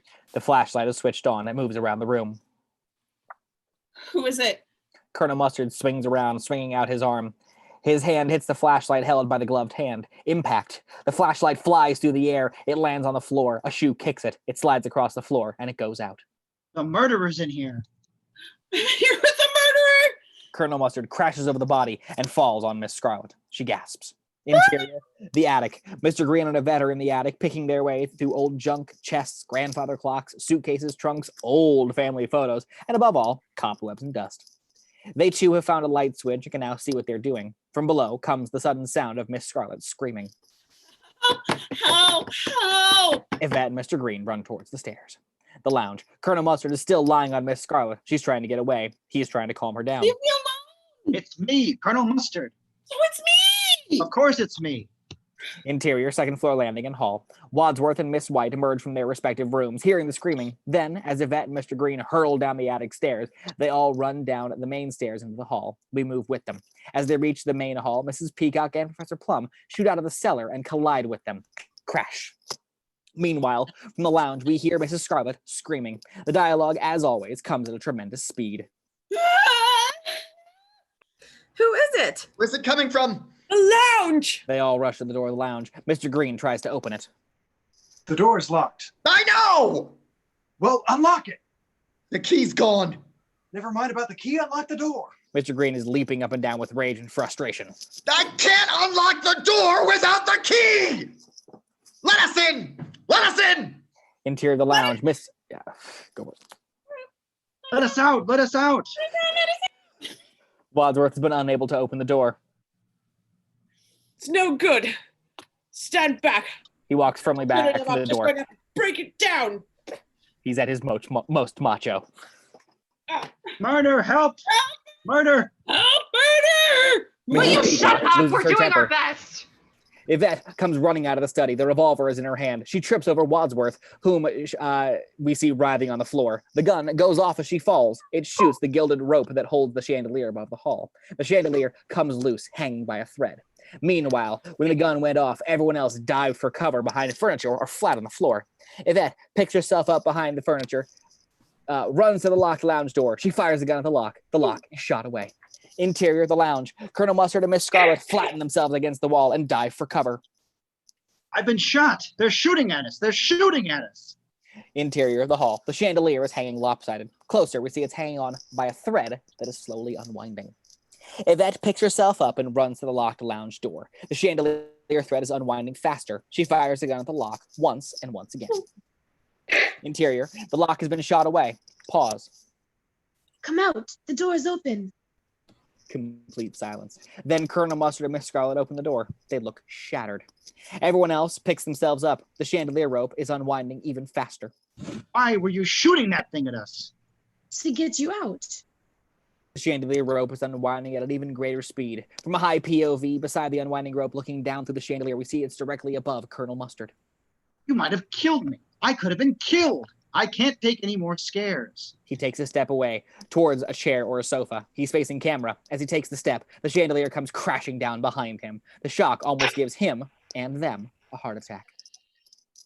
Look! She stands aside and switches on the light for the lounge. Interior, lounge. They all peer through the door and see the dead motorist who lies in the foreground. Interior, hall. Which of you did it? We found him together. There's a secret passageway from the conservatory. See? Interior, lounge. They all crowd to the lounge and gape at the secret passage. It comes from the conservatory. Miss Scarlet, overwhelmed by her ordeal, sinks exhausted into the sofa. Thank God you were able to get us out of it. They all look at Yvette. She still has the gun in her hand. They suddenly stare at the gun. Is that the same gun? From the cupboard? But it was locked. They all look at her. No, it was unlocked. They're all amazed. Unlocked? But yes, see for yourself. Interior of the study. Sure enough, the cupboard door is open, and the key is in the lock. They all rush in, and stopping abruptly, stare at it. Then Mrs. Peacock turns accusingly on Yvette. How did you know it was unlocked? How did you know you could get at the gun? I didn't. I think I would break it open, but it was open already. A likely story. And at this critical juncture, the front doorbell rings. Ding dong. They all stand still, frozen in terror, not knowing whether to go to the front door or not. Maybe they'll just go away. They wait and hope. Ding dong.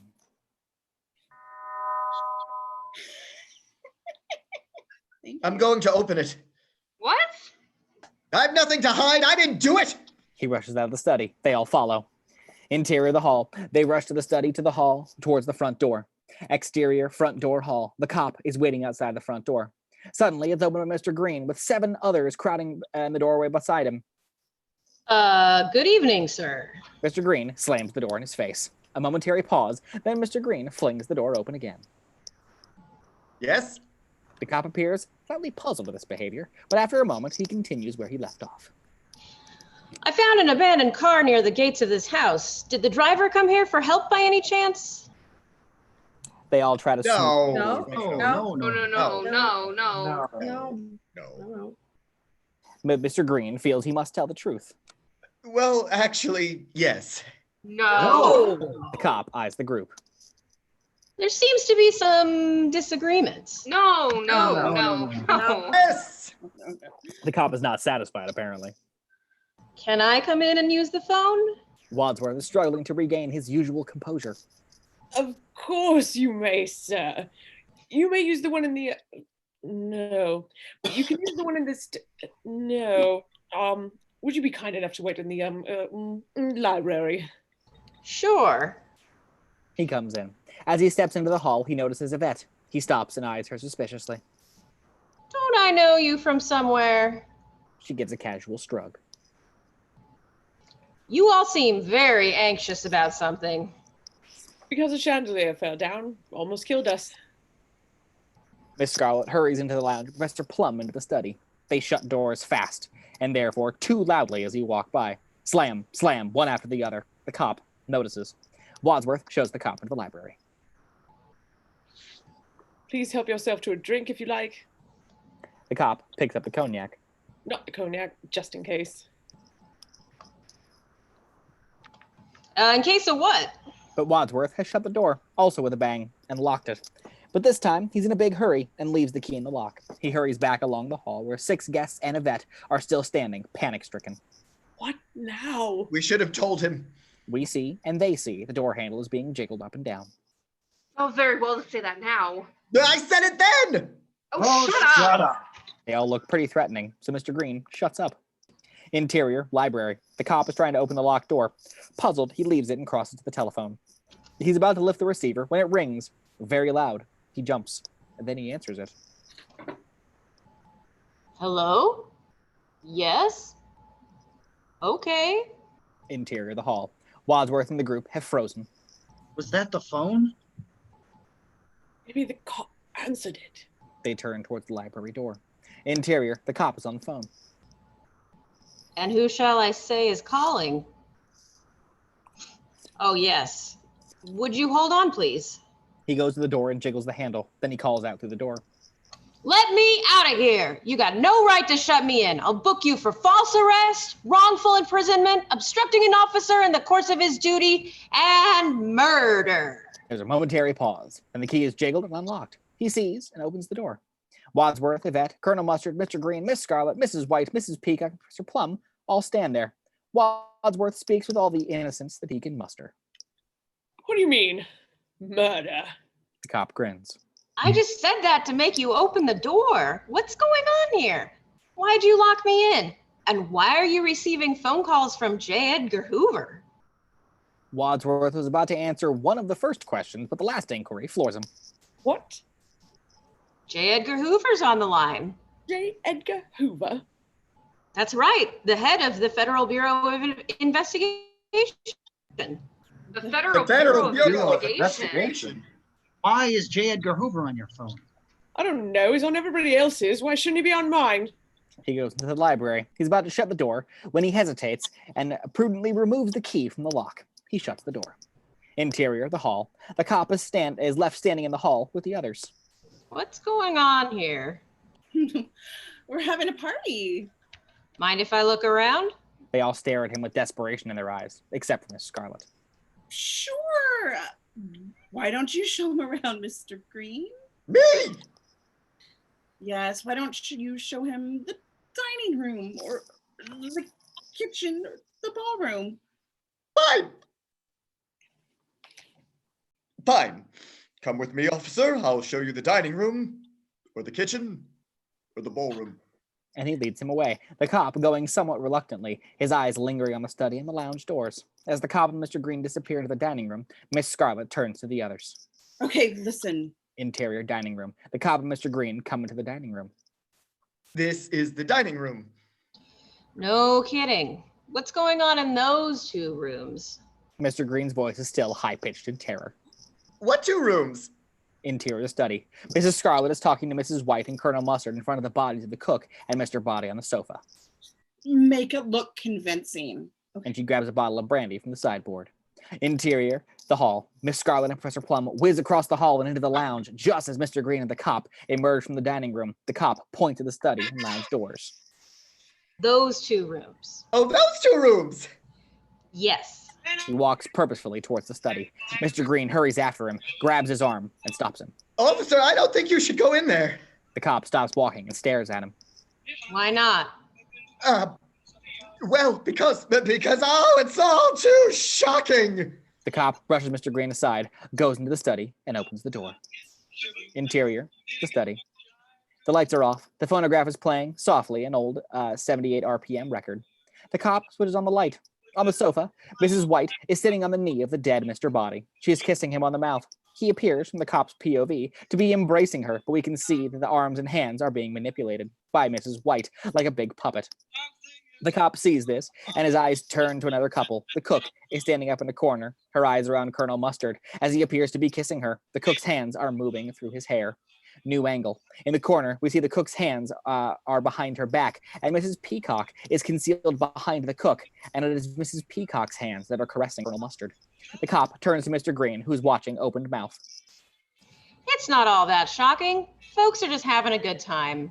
He leaves the room, followed by Mr. Green. Mrs. Peacock comes out from behind the dead cook. She's looking demented. Oh my God. Mrs. White stops kissing Mr. Boddy. How could you kiss that thing? Like kissing my first husband. Before or after you cut his head off?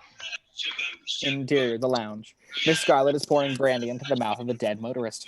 Interior, the hall. The cop and Mr. Green cross the hall and open the lounge door. Interior, lounge. Miss Scarlet and Professor Plum are in an embrace. The motorist is now lying back in a chair, his head injury not visible from the front. A half-empty bottle of brandy has his fingers curled around it. The cop enters. Miss Scarlet and Professor Plum separate. The cop eyes them. Mr. Green is still open-mouthed. Excuse me. He sees the motorist and crosses over to him. He sees the bottle. He bends down and sniffs his breath.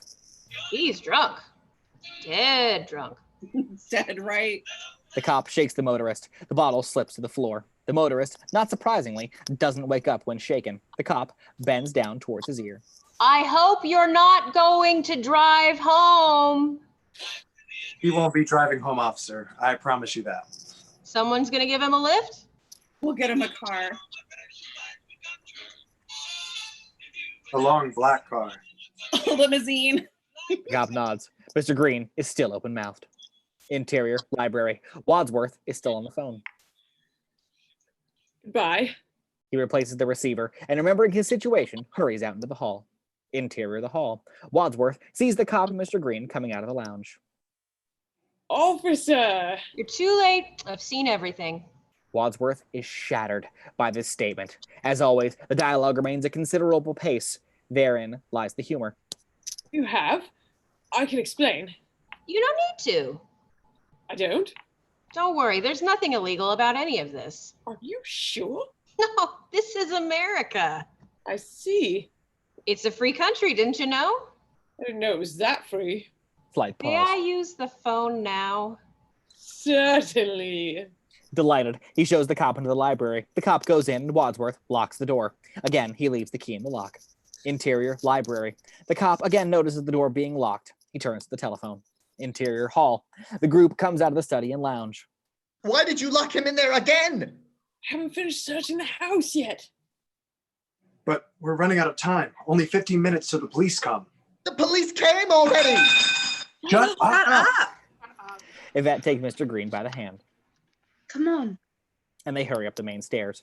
Wadsworth and Mrs. White follow. They move with them to high and a very wide shot as they all come up the stairs, and simultaneously, Mrs. Peacock and Professor Plum return to the cellar stairs. On the second floor landing, Wadsworth goes back into the first bedroom, Mrs. White into the second. We move with Yvette and Mr. Green up the stairs and into the attic, where they separate and go in very different rooms, of which there are many. We watch Mr. Green peering nervously behind doors, into cupboards, and into trunks. Interior kitchen. Colonel Mustard and Miss Scarlet enter the kitchen. Mustard eyes a different cupboard door. He moves steadily towards it, opens it, and a fold-up ironing board drops out, hitting him square in the head. He reels. Then he looks around. His eye is caught by the cupboard out of which the cook fell. He opens the door. It looks like a giant broom cupboard. Then, with an eerie creak, the back wall of the cupboard moves and opens another secret passage.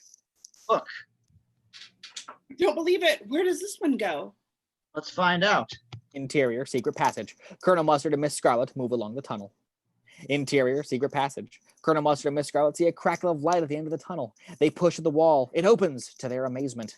Interior, study. They have arrived in the study. They look at each other, astonished. Let's try the ballroom again. They leave the study through the door of the hall. Interior, the hall. They cross the hall, and we hear a noise, an unfamiliar sound, perhaps just a creaking sound. Colonel Mustard stops abruptly. What was that? I don't know. Nothing? Interior, a wall, somewhere in the house. We see a huge close-up, the mains electricity switch. We don't know where it is, unless we've been very observant and seen it in the background of one of the scenes so far. Note, it will have been seen, perhaps slightly out of focus earlier on in the film. It's a huge red lever. It's labeled power. The same gloved hand, which could be male or female, comes into shot. It grabs the lever and pulls. The lights go out. Exterior of the house. Seen from the driveway, all the lights in the house snap out. Interior, first cellar room. Professor Plum hears a sound. It's a rat or a man. We see him in the dim light, a huge rack of wine bottles. A noise comes from behind it. Is anyone there? Second cellar room. Mrs. Peacock can just see a large round shape. We see it's a huge old-fashioned central heating boiler. It makes the occasional quiet gurgle and hiss. She stops, terrified. Don't you touch me! Interior, the ballroom. The room is dark, but some light is coming through the hall. Colonel Mustard and Miss Scarlet walk around on the polished wooden floor. They walk slowly, feeling for obstructions. Miss Scarlet sees a large looming shape in front of her. She's frightened. In fact, it's the shape of the raised lid of a baby grand piano. Who's that? Is anyone there? Interior, second bedroom. The window has been left slightly open. On this floor, the windows haven't been shuttered. Some moonlight lights the room a little. The windows rattle and the curtains move in the draft. Is anyone there? Interior, first bedroom. Wadsworth blunders into a dressing room in the dark. Someone there. It's well lit by moonlight. He turns, sees himself in a full-length mirror, and thinks it's somebody else. Ah! He steps back and falls over a dressing table stool against the dressing table, which collapses under his weight with a tremendous crash. Interior, second bedroom. Mrs. White turns and screams in terror. Interior, the lounge. The cop is on the phone. He hears the scream, looks around nervously, still holding the phone. Hello? Hello? Interior, attic. Mr. Green and Yvette run into each other at the top of the attic stairs. They collide and hang onto each other in terror. Leave me alone! Get away from me! And together they tumble down the stairs. Mr. Green falls in a heap. Interior, stairs and hall. Yvette is hurrying down the main stairs. She can just see enough to see the banisters to guide her. Very tense music. She reaches the hall and crosses silently to the billiard room door. Interior, billiard room. She opens the door and comes in. Hello? Hello? Are you here? We hear a whispering voice off screen. What's going on? Shut the door. She comes in and shuts the door. Did the cop recognize your face? Yvette comes towards camera speaking. She is moving into a big head and shoulders close-up. He must have. And not just my face. He knows every inch of my body. Like you. And like... The rope is thrown around her neck. She's horrified. Her eyes widen. It's you! And the rope is jerked, closing her windpipe. Cut to interior library. The cop is talking desperately on the phone. There's something funny going on here. I don't know what it is. No, I'm not on duty, but I have a feeling that I'm in danger. You know that big ugly house on top of... And into shot, behind the cop's head, comes the lead pipe. The same gloved hand is holding it. It hits him on the head with a thud. The cop falls to the floor. Ding, ding. Big close-up on the guests in Wadsworth as the bell goes. Again, the background to each close-up should be unclear, so we don't know where each of them is. Interior, the hall. From inside the hall, the front door opens. The young woman from the Western Union stands there, looking towards us, smiling, and then she sings.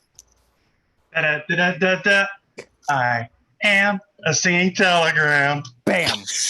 A gunshot. The young woman falls dead. The front door slams shut. Interior attic. Mr. Green hears the gunshot from below. He turns appalled, stumbles towards the door, opens it, and runs into a cupboard with a thud. Interior dining room. Colonel Mustard hears, and after a moment's shock, runs towards the hall. He bumps into the dining table, knocks it forward, and plates and glasses crash to the floor. He's hurt himself. Ouch! Interior ballroom. Mrs. Scarlet hears all the noise and looks towards the door. Interior second bedroom. Mrs. White, trying to find the door in the dark, bangs into a large box. A huge jack-in-the-box springs out immediately in front of her. She almost has a heart failure, then screaming wildly. Help! Interior first bedroom. Wadsworth is blundering about. He hears Mrs. White shouting for help off screen. He calls out. I'm coming! I just need to find the door! He finds the door. He calls out again. Found it! He turns the handle. He quickly moves forward, bumps into another obstruction. His hand finds another handle. What's this? Another door? Mrs. White is still shouting for a rescue. Help! Help! Coming! He jerks the handle and goes to the next door immediately, hits a wall. What? A cupboard? He finds another handle. Another handle? He turns it. Water cascades over him. Christ, I'm in the shower! He stumbles out through the bathroom door, finds the bedroom, and now, with the help of the moonlight, the main hall. Interior, main landing, stairs, and hall. Wadsworth hurries, dripping down the stairs and into the kitchen. Just inside the door, he finds the electricity mains lever. He switches it back, and lights come on all over the house. And the phonograph starts up again in the study, very slowly at first, gradually coming up to speed. We move with Wadsworth back into the hall, and gradually the 6 guests congregate there with him. Mr. Green coming down the stairs, Mrs. Peacock and Professor Plum emerging from the cellar, Colonel Mustard from the wreckage of the dining room, and Miss Scarlet from the ballroom. Slowly, they wander around checking the rooms. Interior, billiard room, shooting towards the door. They come to the billiard room to see Yvette lying strangled, the noose around her neck across the billiard room table. Dazed, they turn. Interior, library, shooting towards the door, see a corpse of the cop. 2 murders. And look at each other. Neither of them shot. I thought I heard a gun. So did I. So did I. The front door slammed. Oh God, the murderer must have run out. Exterior front door shooting towards the house. Wadsworth throws it open, and at their feet is the body of a young woman. The bullet's point of entry is clearly seen in her forehead. 3 murders. 6 altogether. This is getting serious. They gape. He turns and slams the front door shut. Interior hall. He crosses the door of the lounge. He looks at the floor and then to the others. No gun. The vet dropped it here. Now it's gone. They all look at each other with deep suspicions. Very well. Know who did it. You do? You do? He nods. And furthermore, I'm going to tell you how it was all done. They react. Follow me. He leads them to the library. Note, the scenes that follow may initially seem to be somewhat long-winded, verbal, and therefore slow. The speed of which these scenes cannot be judged by the usual criteria. Wadsworth's explanations of what has happened so far will be played at an absolutely tremendous speed. Whenever hyphenated, the words are spoken so fast they may be completely unintelligible. His actions will illustrate the words and thus make them comprehensible to the audience, but they will also happen at tremendous speed. The result will be something like an undercranked, speeded up section, except it will not be undercranked and will be done by acting of Wadsworth. It will be a comic tour de force. They all come into the library. In order to help you understand what happened, I shall need to take you through the events of the evening step by step. At the start of the evening, Yvette was in here by herself, waiting to offer you all a glass of champagne. I was in the hall. I know because I was there. Then I hurried across to the kitchen. Interior lobby outside of kitchen. Wadsworth runs to the kitchen. 6 guests follow, also running to keep up. Interior kitchen, shooting towards the dining room. Wadsworth enters the kitchen, followed by the others. He stops dead. Perhaps they bump into him. And the cook was in here, alive, sharpening knives, preparing dinner, and then... Wadsworth turns and runs out of the kitchen. The others follow. Interior hall, panning from the library to the front door. Wadsworth races across the hall to the others in hot pursuit, flinging open the front door and rings the doorbell. The doorbell rang, and it was you. He points to Colonel Mustard. Yes. Wadsworth, at incredible speed, mimes and reenacts Colonel Mustard's arrival, reproducing what both he and the Colonel did, as he says. I asked you for your coat. I recognized you as Colonel Mustard, and I prevented you from telling me your real name, and I didn't want any of you to be addressed by any other name, any other pseudonym, and I introduced myself to you as a butler and led you across the hall to the library. Having mimed the introduction and the taking of the coat, he runs back to the library, and the others breathlessly behind him. Interior library. Wadsworth rushes in, grabs the bottle of champagne. And Yvette met you and smiled and poured you a drink. And then... He rushes out. Interior hall. He arrives at the back of the front door, having almost collided with the group as he comes out of the library. The doorbell rang again. It was Mrs. White, pale and tragic. And I told her she was Inspector, and I took her coat and I hung it up, and then... He's on his way back to the library. The others can hardly keep up with him. Interior library. Wadsworth is whizzing back to the library. The group follows to the doorway. And I introduced Mrs. White to Colonel Mustard. Hello, hello. And I introduced Mrs. White to Invent, and I noticed that Mrs. White and Invent flinched. Then what? Then we heard a rumble of thunder and a crash of lightning. And to make a long story short, Too late. one by one, you all arrived. Mrs. Peacock shook hands with Yvette, and Colonel Mustard and Mr. Green was offered champagne by Yvette, and Professor Plum and Miss Scarlet arrived together, and we were all introduced, and then... He rushes into the hall. Interior, shooting across the gong from the center of the hall, panning past stairs to the dining room. Wadsworth skids to a halt at the gong. The gong was struck by the cook. And the cook went into the dining room. And he's gone. Interior dining room. Wadsworth is moving around the table, sitting down, standing up at truly phenomenal speed, as he describes. And Mrs. Peacock sat here, and Colonel Mustard there, and Mr. Green, and Professor Plum, and Miss Scarlet, and Miss White, and this chair was vacant. Get on with it. Yes. Yes, get on with it. I'm getting it. I'm telling it as fast as I can. Anyway, we all received that we had letters, and you had a letter, and you had a letter, and you had a letter, and you had a Get letter. on with it. The point is blackmail. But this is all came out in the study after dinner. You're right. With one accord, they all turn and race out of the dining room. Interior the hall. Low angle, shooting towards the hall, towards the ballroom. At lightning speed, they cross the hall. Interior study, shooting in all directions. They're all crowded into the study. The corpses of Mr. Boddy and the cook are still where they were left, and the cop saw them, or after the cop saw them. Wadsworth sits at each chair as he turns and says, Mr. Green's not here, and Miss Peacock here, and Miss Scarlet here, and Professor Plum, and Colonel Mustard, and Miss White. Get on with it! I'm getting there. Mr. Boddy came to get his surprise packages from the hall. Interior hall. By now, Wadsworth is in the hall, miming collecting the packages. Interior study. And you all open your presents. By now, he is traveling at almost the speed of sound. Miss Scarlet got a candlestick, Mrs. White got a rope, and Colonel Mustard got a wrench, and Mr. Green got a lead pipe, and Mrs. Peacock got a dagger, and Professor Plum got a gun, and Mr. Bird switched off the lights. He switches off the lights. They all scream.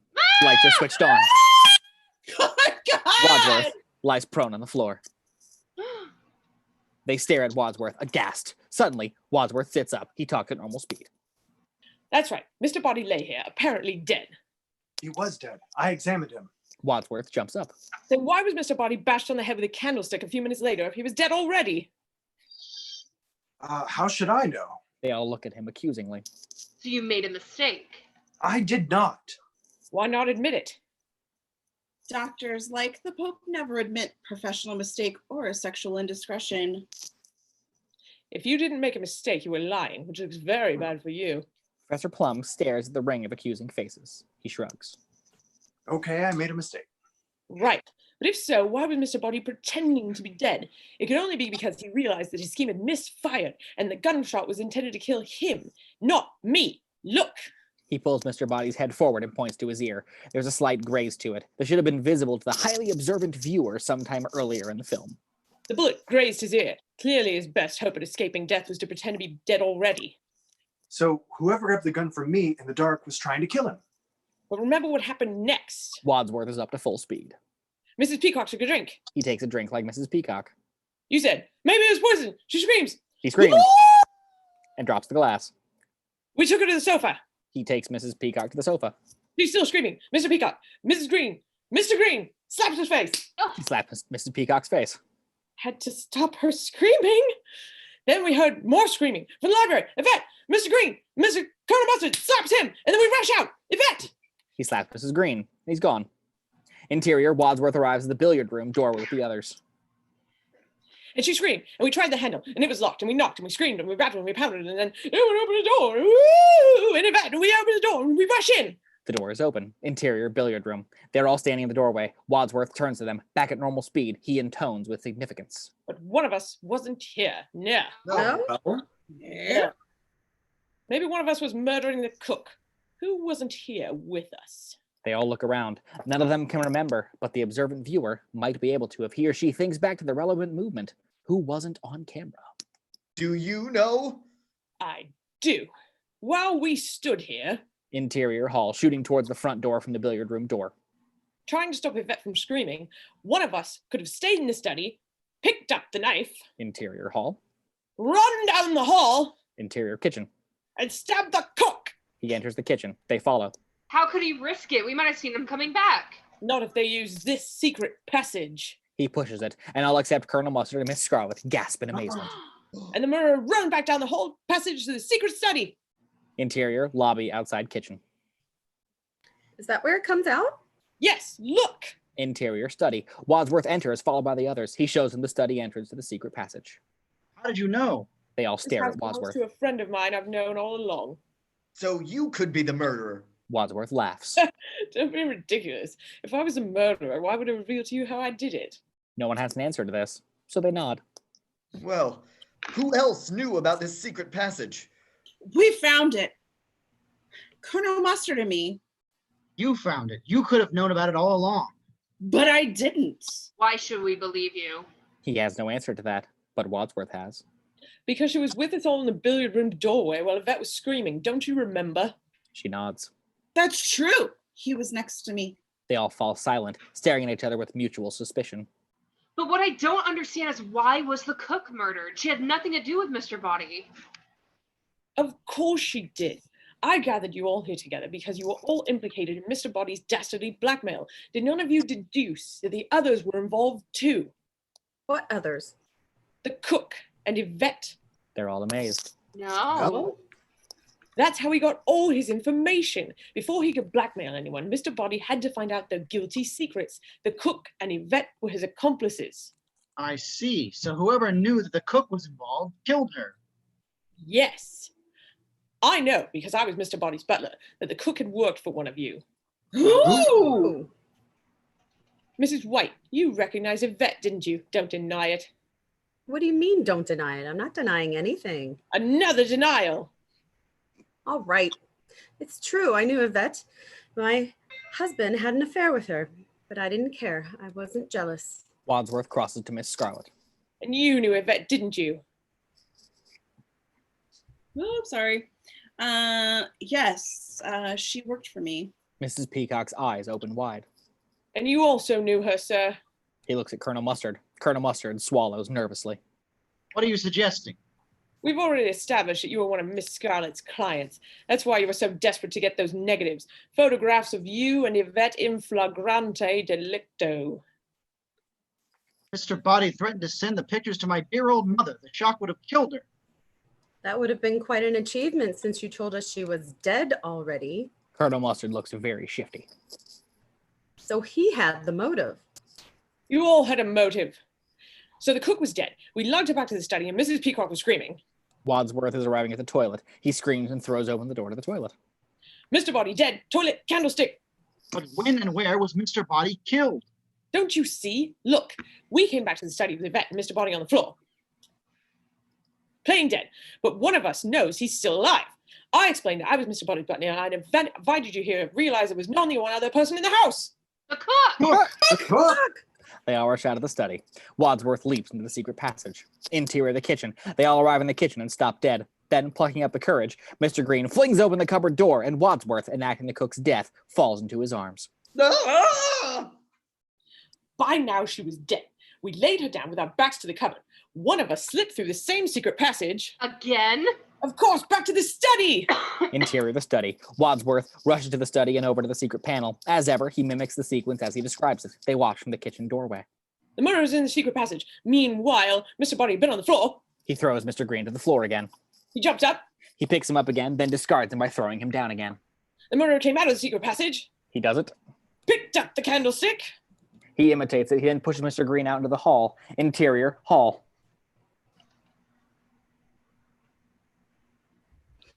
Mr. Boddy follows out of the study into the hall, looking for an escape. And the murderer crept up behind him and killed him. He hits Mr. Green on the head to knock him down again. Mr. Green leaps up, breaking away from him. Will you stop it? Interior, lobby outside of kitchen. When the murderer dragged him to the toilet. Wadsworth illustrates this by throwing a gibbering Mr. Green into the bathroom.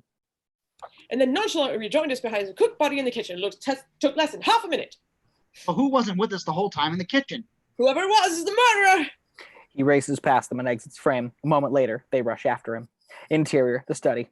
Wadsworth enters frame from the right in front of the cupboard. And we put the weapons in the cupboard, locked it, and ran to the front door.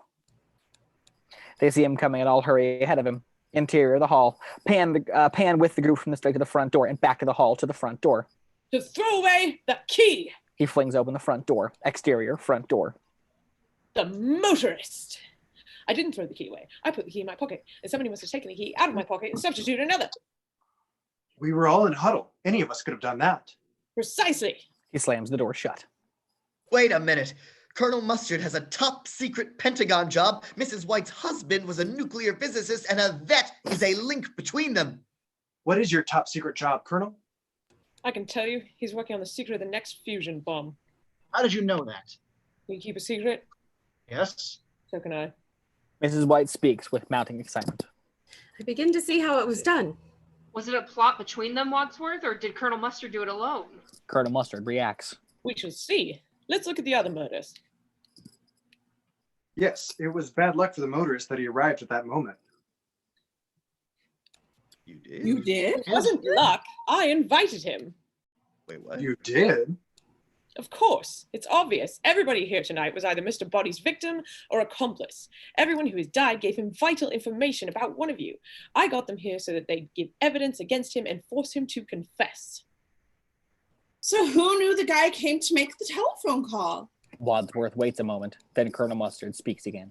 He was my driver during the war. What was he holding over you? Or do I have to tell them? He knew I was a war profiteer. I stole essential Air Force radio spare parts and sold them on the black market. That's where I made all of my money. But that doesn't make me a murderer. A lot of our airmen died because their radios didn't work. Was the policeman working for Mr. Boddy too? The cop was from Washington. He was on my payroll. I bribed him once a week so that I could carry on business. Mr. Boddy found out somehow. My God. And the singing telegram girl. They all look at each other, waiting for someone to confess. Exterior front door. Professor Plum opens the door and looks down sadly at the dead singing telegram girl. She was my patient once. I had an affair with her. That's why I lost my license. Mr. Boddy found that out too. Sad pause. Let's put her in the study with the others. The three men pick her up. Interior hall. The men carry her in. Mrs. Peacock shuts the front door again. Get on with it. They run with her body to the study and hurl her against the doorway, or hurl her through the doorway. Interior study, low angle in the doorway, shooting towards the hall. The singing telegram flies through the air above the camera. New angle, singing telegram lands on the sofa, shooting towards the fireplace or wall opposite the fireplace. Interior hall. Now you all know why they died. Whoever killed Mr. Boddy also wanted his accomplices dead. But how did the murderer know about them all? I mean, I admit, I guess that this young singer had informed me on Mr. Boddy, but I had informed on me to Mr. Boddy, but I didn't know about any of you till this evening. I mean, I never even met Mr. Boddy. Nor had I. Right. Yes, how did he know? Oh, what? I'll get to that. First, the murderer had to get to the weapons. Easy. He stole the key from my pocket. And we all followed Colonel Mustard's suggestion that we split up and search the house. That's right. It was Colonel Mustard's suggestion.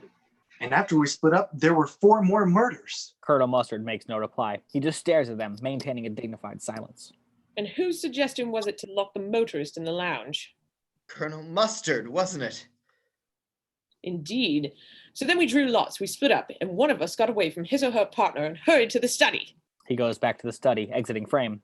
Interior study, shooting towards the desk, fireplace, and weapons cupboard. He enters the frame and crosses to the desk. Here, on the desk, was the envelope from Mr. Boddy. It contained photographs and letters, the evidence of Mr. Boddy's network of informants. Where's the envelope now? Gone. Destroyed. Perhaps in the fire, the only possible place. He goes to the fire and picks out the burnt up envelope. Bits of photograph crumble as he examines it. They're unrecognizable.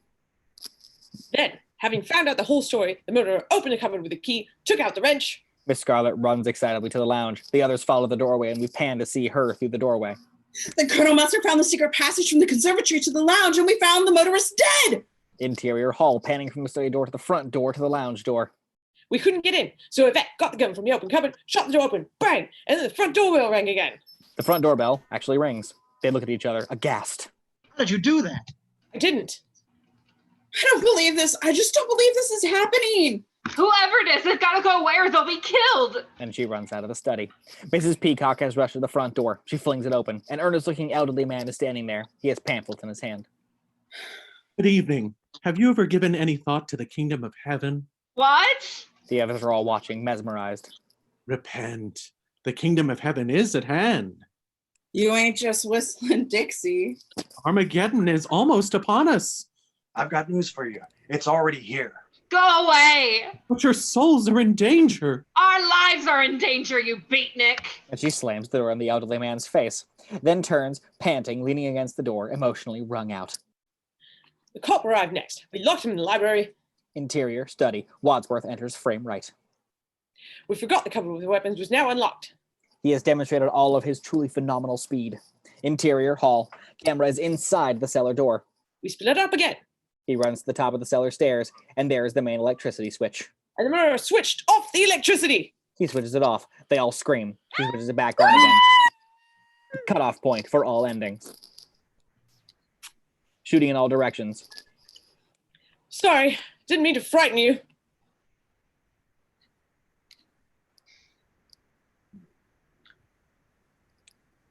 You're a bit late for that. And then there were 3 more murders. So which of us killed them? What? Who did it? None of us killed Mr. Boddy or the cook. So who So did? who did? Who did? The one person who wasn't with us. Yvette. Yvette? What? Yes, she was in the billiard room listening to our conversation. Wadsworth acts out his explanation as he speaks. She heard the gunshot. She thought he was dead. Interior, study. And while we all examined Mr. Boddy, she crept into the study behind us, picked up the dagger. Interior, dining room, kitchen.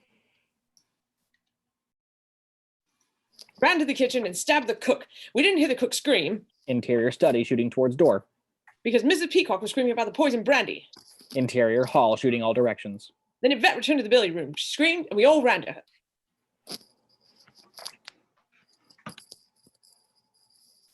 You said before that the time the cook was killed. I have my methods. And did she kill Mr. Boddy?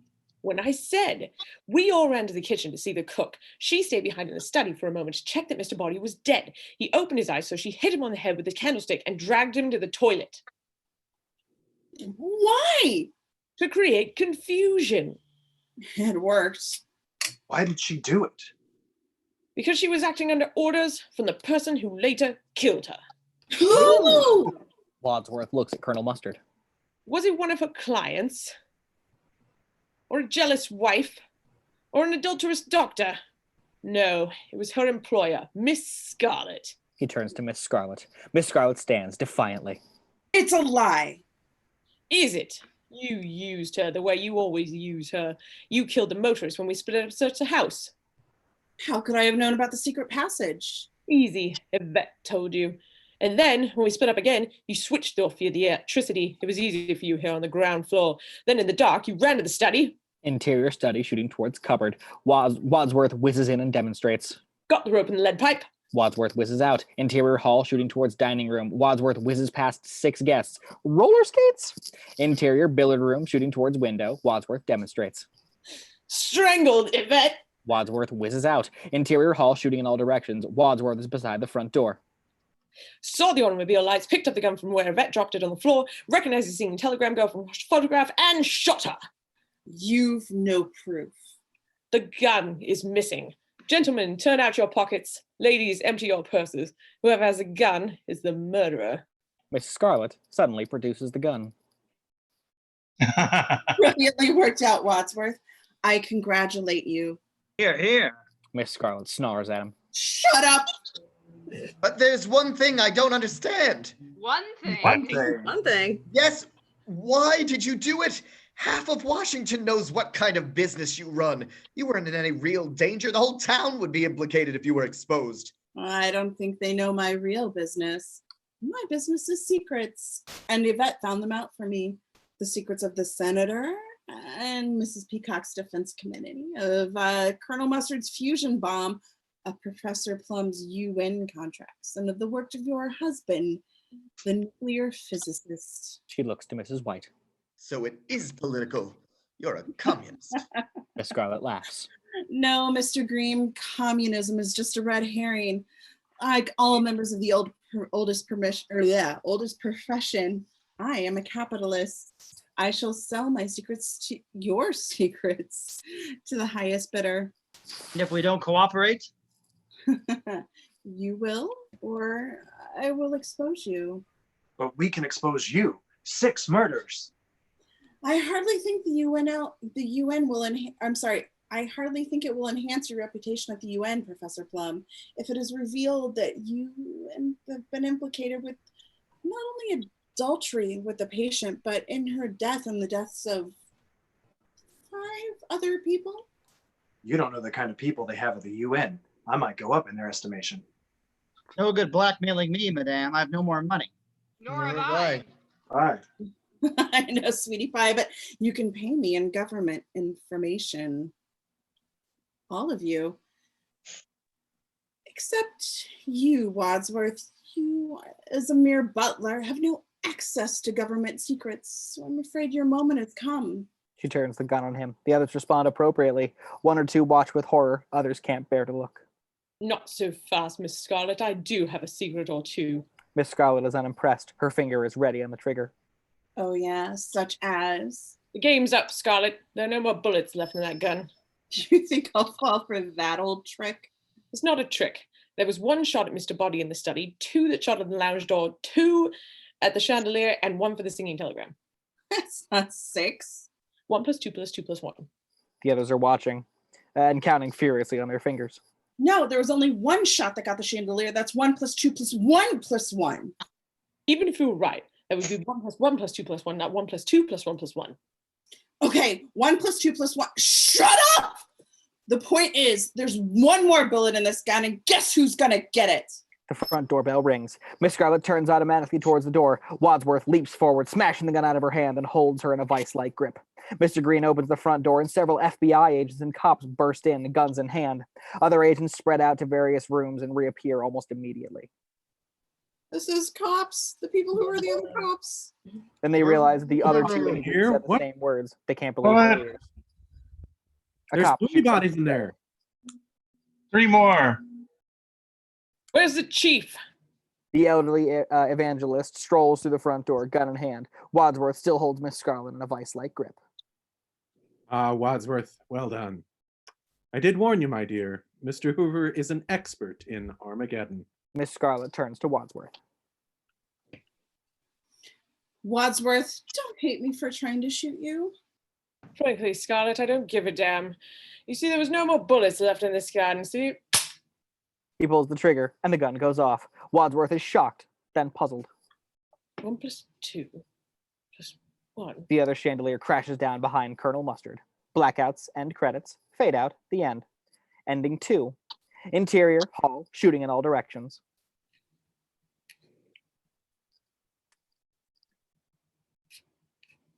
Are we going to read 117 each time, or are we just going to 118?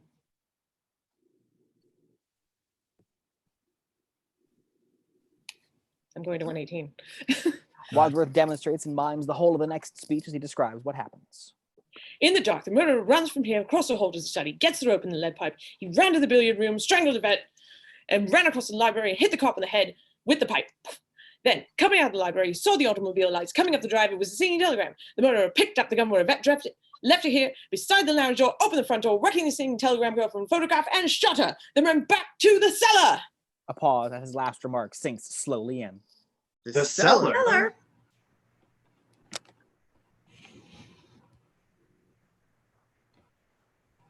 The cellar? Yes.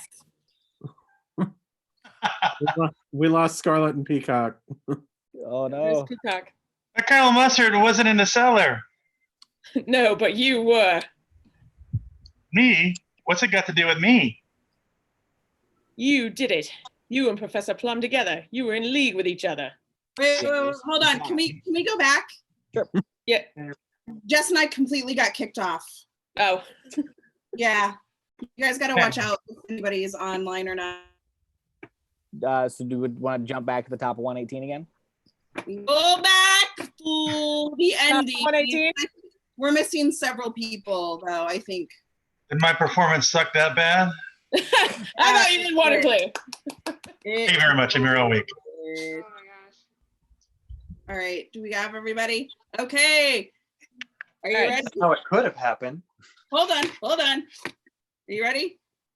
Oh, okay.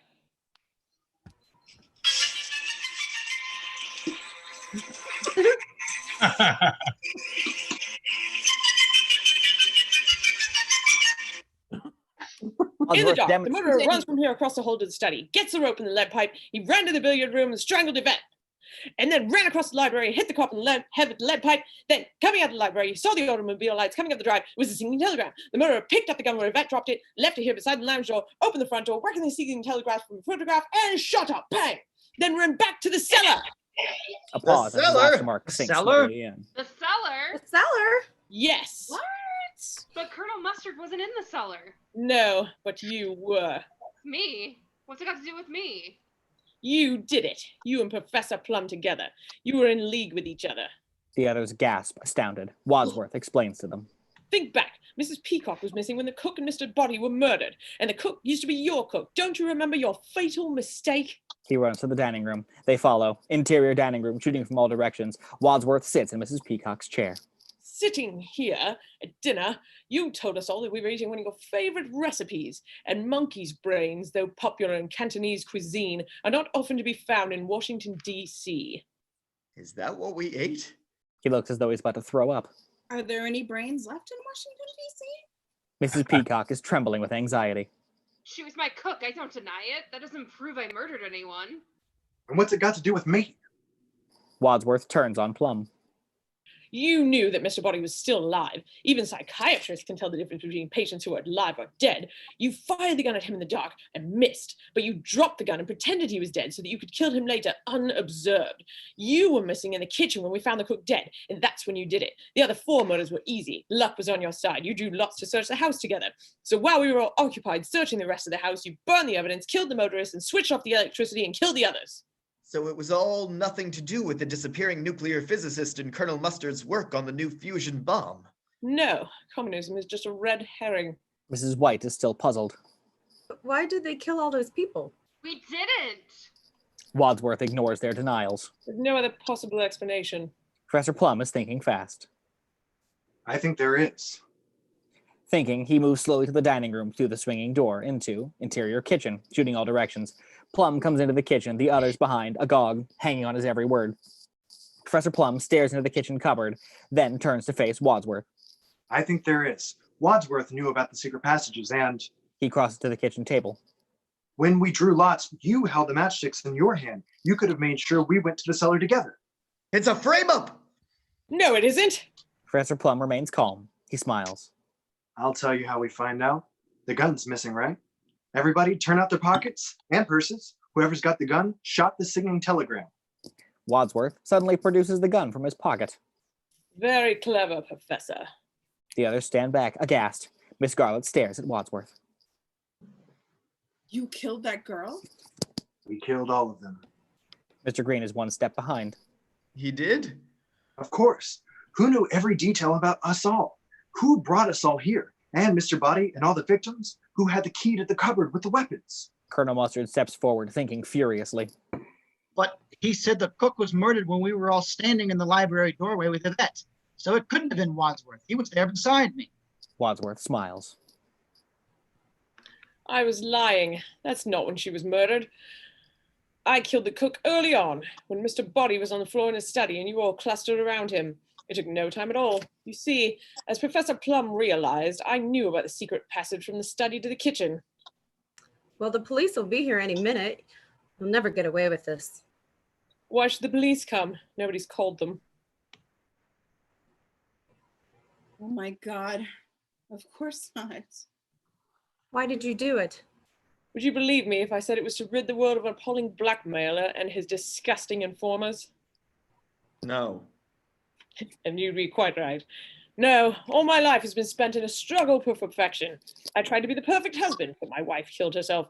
I strove to be the perfect butler, but I was driven to killing my employer. So I resolved that in doing so, I would commit the perfect murder. But there's no pleasure in my triumph without an audience to admire it. And as none of you had the brains to expose me, I must decide to expose myself. Good God, man. There are ladies present. But you didn't commit the perfect murder. There are 6 witnesses to your confessions. Not for long, Professor. When the police eventually get here, they'll find 12 bodies and no explanation. 12? There's only 6. Wadsworth laughs like a maniac. Clearly, he has flipped his lid. The champagne was poisoned. If you don't get an antidote in 3 hours, you'll die, all of you. And I'm leaving now and locking you in. He laughs maniacally and runs out of the kitchen. Interior lounge, shooting towards the telephone table. Wadsworth runs in. There's no escape! He rips the telephone cord off of the wall. Interior hall, shooting towards dining room. The others have followed into the hall and watch him with horror. Wadsworth flashes by on roller skates. Interior library. Wadsworth whizzes by and rips the phone out of the floor.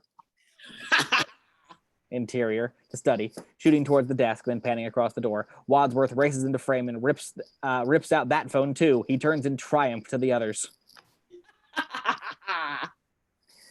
The doorbell rings. They're all surprised and wary. Don't move, any of you. He tries to leave the room. Get out of the way. You said Don't move. Interior hall, shooting in all directions. Wadsworth hurries to the front door, gun in hand. He opens the door. The elderly evangelist stands there. I thought we told you to get lost. Yes, but Wadsworth reveals the gun. Scram, you stupid old... The elderly evangelist lunges at Wadsworth expertly and grabs his wrist. In the struggle, the gun goes off. Several cops appear from just out of sight and burst in, guns at the ready, overpowering Wadsworth. The 6 guests rush out of the hall, screaming. Oh, We're just Get poisoning us in to a a hospital. We've hospital. been poisoned. Hands up. Get him up, Yep. get him up, yeah. They hold all 6 guests at gunpoint, back against the wall, frisking them. Cops race into all rooms. The first cop finds the gun in Wadsworth's pocket. Simultaneously, 3 cops burst out of the lounge, the billiard room, and the library, respectively. There's a body in here. There's a body in here. There's 3 bodies in here. Then they all realize the other 2 What? cops said the same words. They can't believe their ears. What? A What? cop shoots out of the study. There's 3 bodies in there. 3 more. 3 bodies in here. What do you mean, 3 more? What do you mean? The elderly evangelist is holding Wadsworth in a vice-like grip. Who are you? FBI. They sent me to clean up these murders. Is that why it's run by a man called Hoover? Who's responsible for these deaths? He is. The elderly evangelist and the cops are all surprised. All of them? It's true. It was a perfect murder. Let me show you how I did it. He pushes them all back and clears a big space. In a wide-angle long shot, Wadsworth stands in the hall, surrounded by 6 guests and all the cops with their guns trained on him. He starts retelling the story at incredible speed. At the start of the evening, Yvette was in the library by herself, waiting to pour champagne. I was in the hall. The cook was in the kitchen. The doorbell rang. Wadsworth has thrown open the front door with all the guests and cops watching him, mesmerized by the performance. Wadsworth steps out onto the porch and slams the front door shut. Wadsworth locks the front door from the outside with his key. Interior of the hall. All the guests and cops rush to the front door and beat upon it furiously, screaming to be let out. Exterior front door night. Wadsworth races down the front steps. The rain has stopped. It's a clear moonlit night. He jumps onto the nearest police car, starts the engine, and pulls away. Exterior conservatory. As he disappears, the guests and cops burst through the conservatory glass and out into the garden. Interior, exterior, the police car. Wadsworth is driving along, smiling. Suddenly, he sniffs. There's a familiar and unpleasant smell. Then he hears a sound. Grr. Wadsworth turns and looks in the rearview mirror. Teeth snapping. He turns, and there are 3 dogs waiting to pounce. As they leap towards him, blackout. End credits. Fade out. The end. Interesting. Sorry.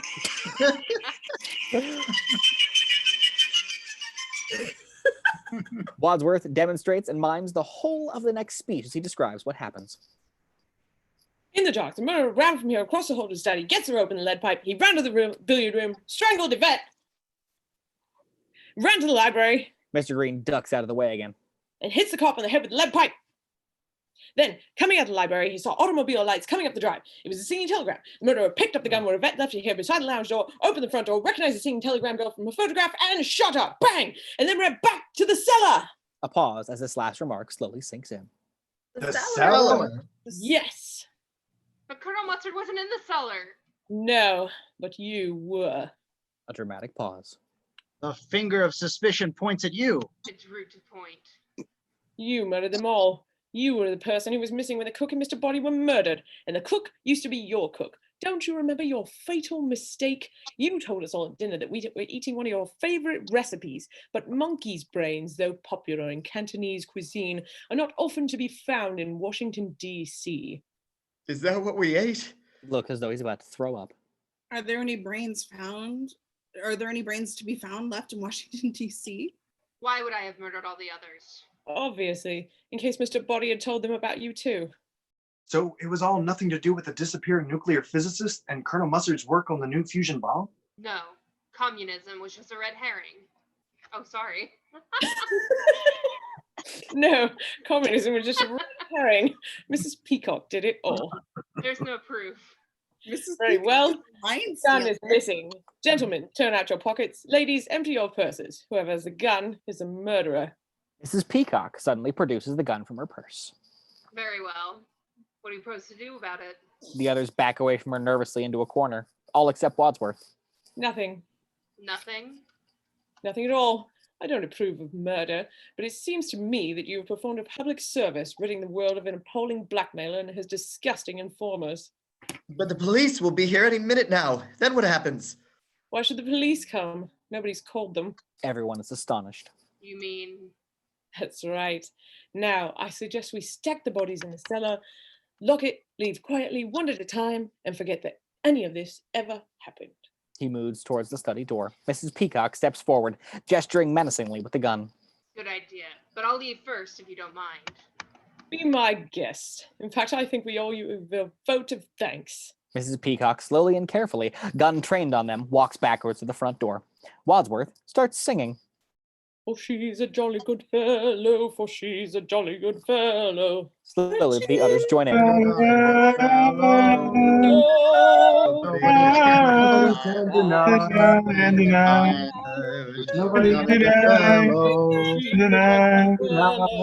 And Miss Peacock is out the front door.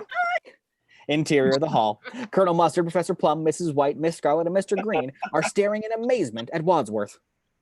I told you I didn't do it.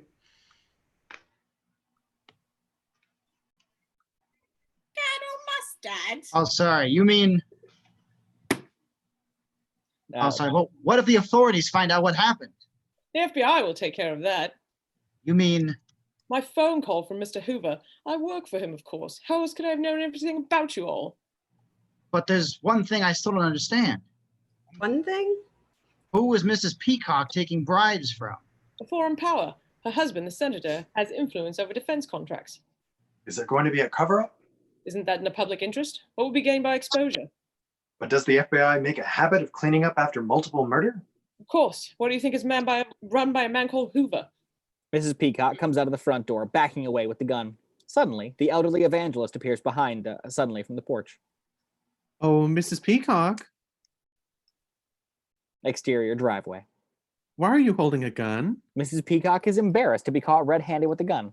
Oh, so I am. Well, it's dangerous out here. It's so isolated. Is that thing registered? I don't know. It's not mine. You don't need a weapon. No, I guess I don't. She puts it down on a stone balustrade and walks towards her car.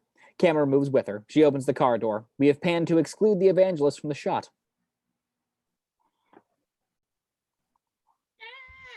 Oh, Mrs. Peacock. She turns, intrigued. How did you know my name? The kingdom of heaven is at hand. And he fires the revolver at her. Bang. Surprise. She collapses out of frame, dead. The elderly evangelist twists the gun around his finger like a cowboy hero. Bright searchlights light up the drive. From out of the surroundings come several cops and FBI agents, guns in hand. Wadsworth, we're clear.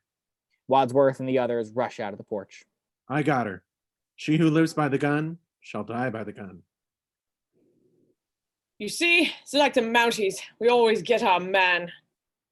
Mrs. Peacock was a man? Oh, shut up. Shut up. Blackout. End credits. Fade out. The end.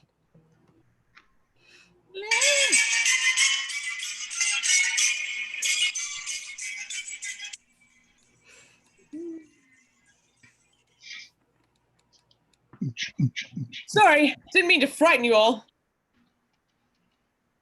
You're a bit late for that. Then there were 3 more murders. So who did it? Let's consider each murder one by one. He turns to Professor Plum. Professor Plum, you knew that Mr. Boddy was alive. Even psychiatrists can tell the difference between patients who are alive or dead. You fired the gun at him in the dark and missed. So you pretended he was dead. That's how you were able to kill him later, unobserved.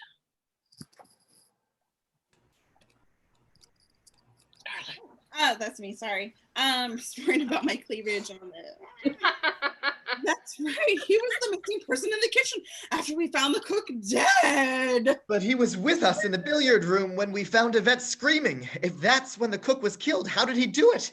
I didn't. You don't expect us to believe you, do you? Wadsworth turns to face her. I expect you to believe it. You killed the cook. She used to be your cook, and she was informed on you to Mr. Boddy.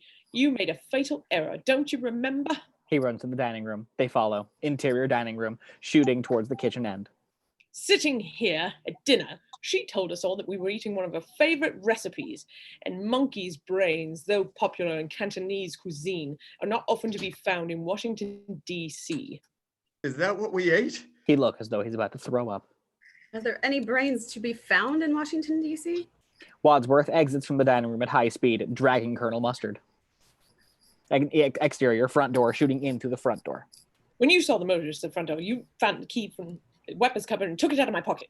Interior, library, shooting away from the fireplace.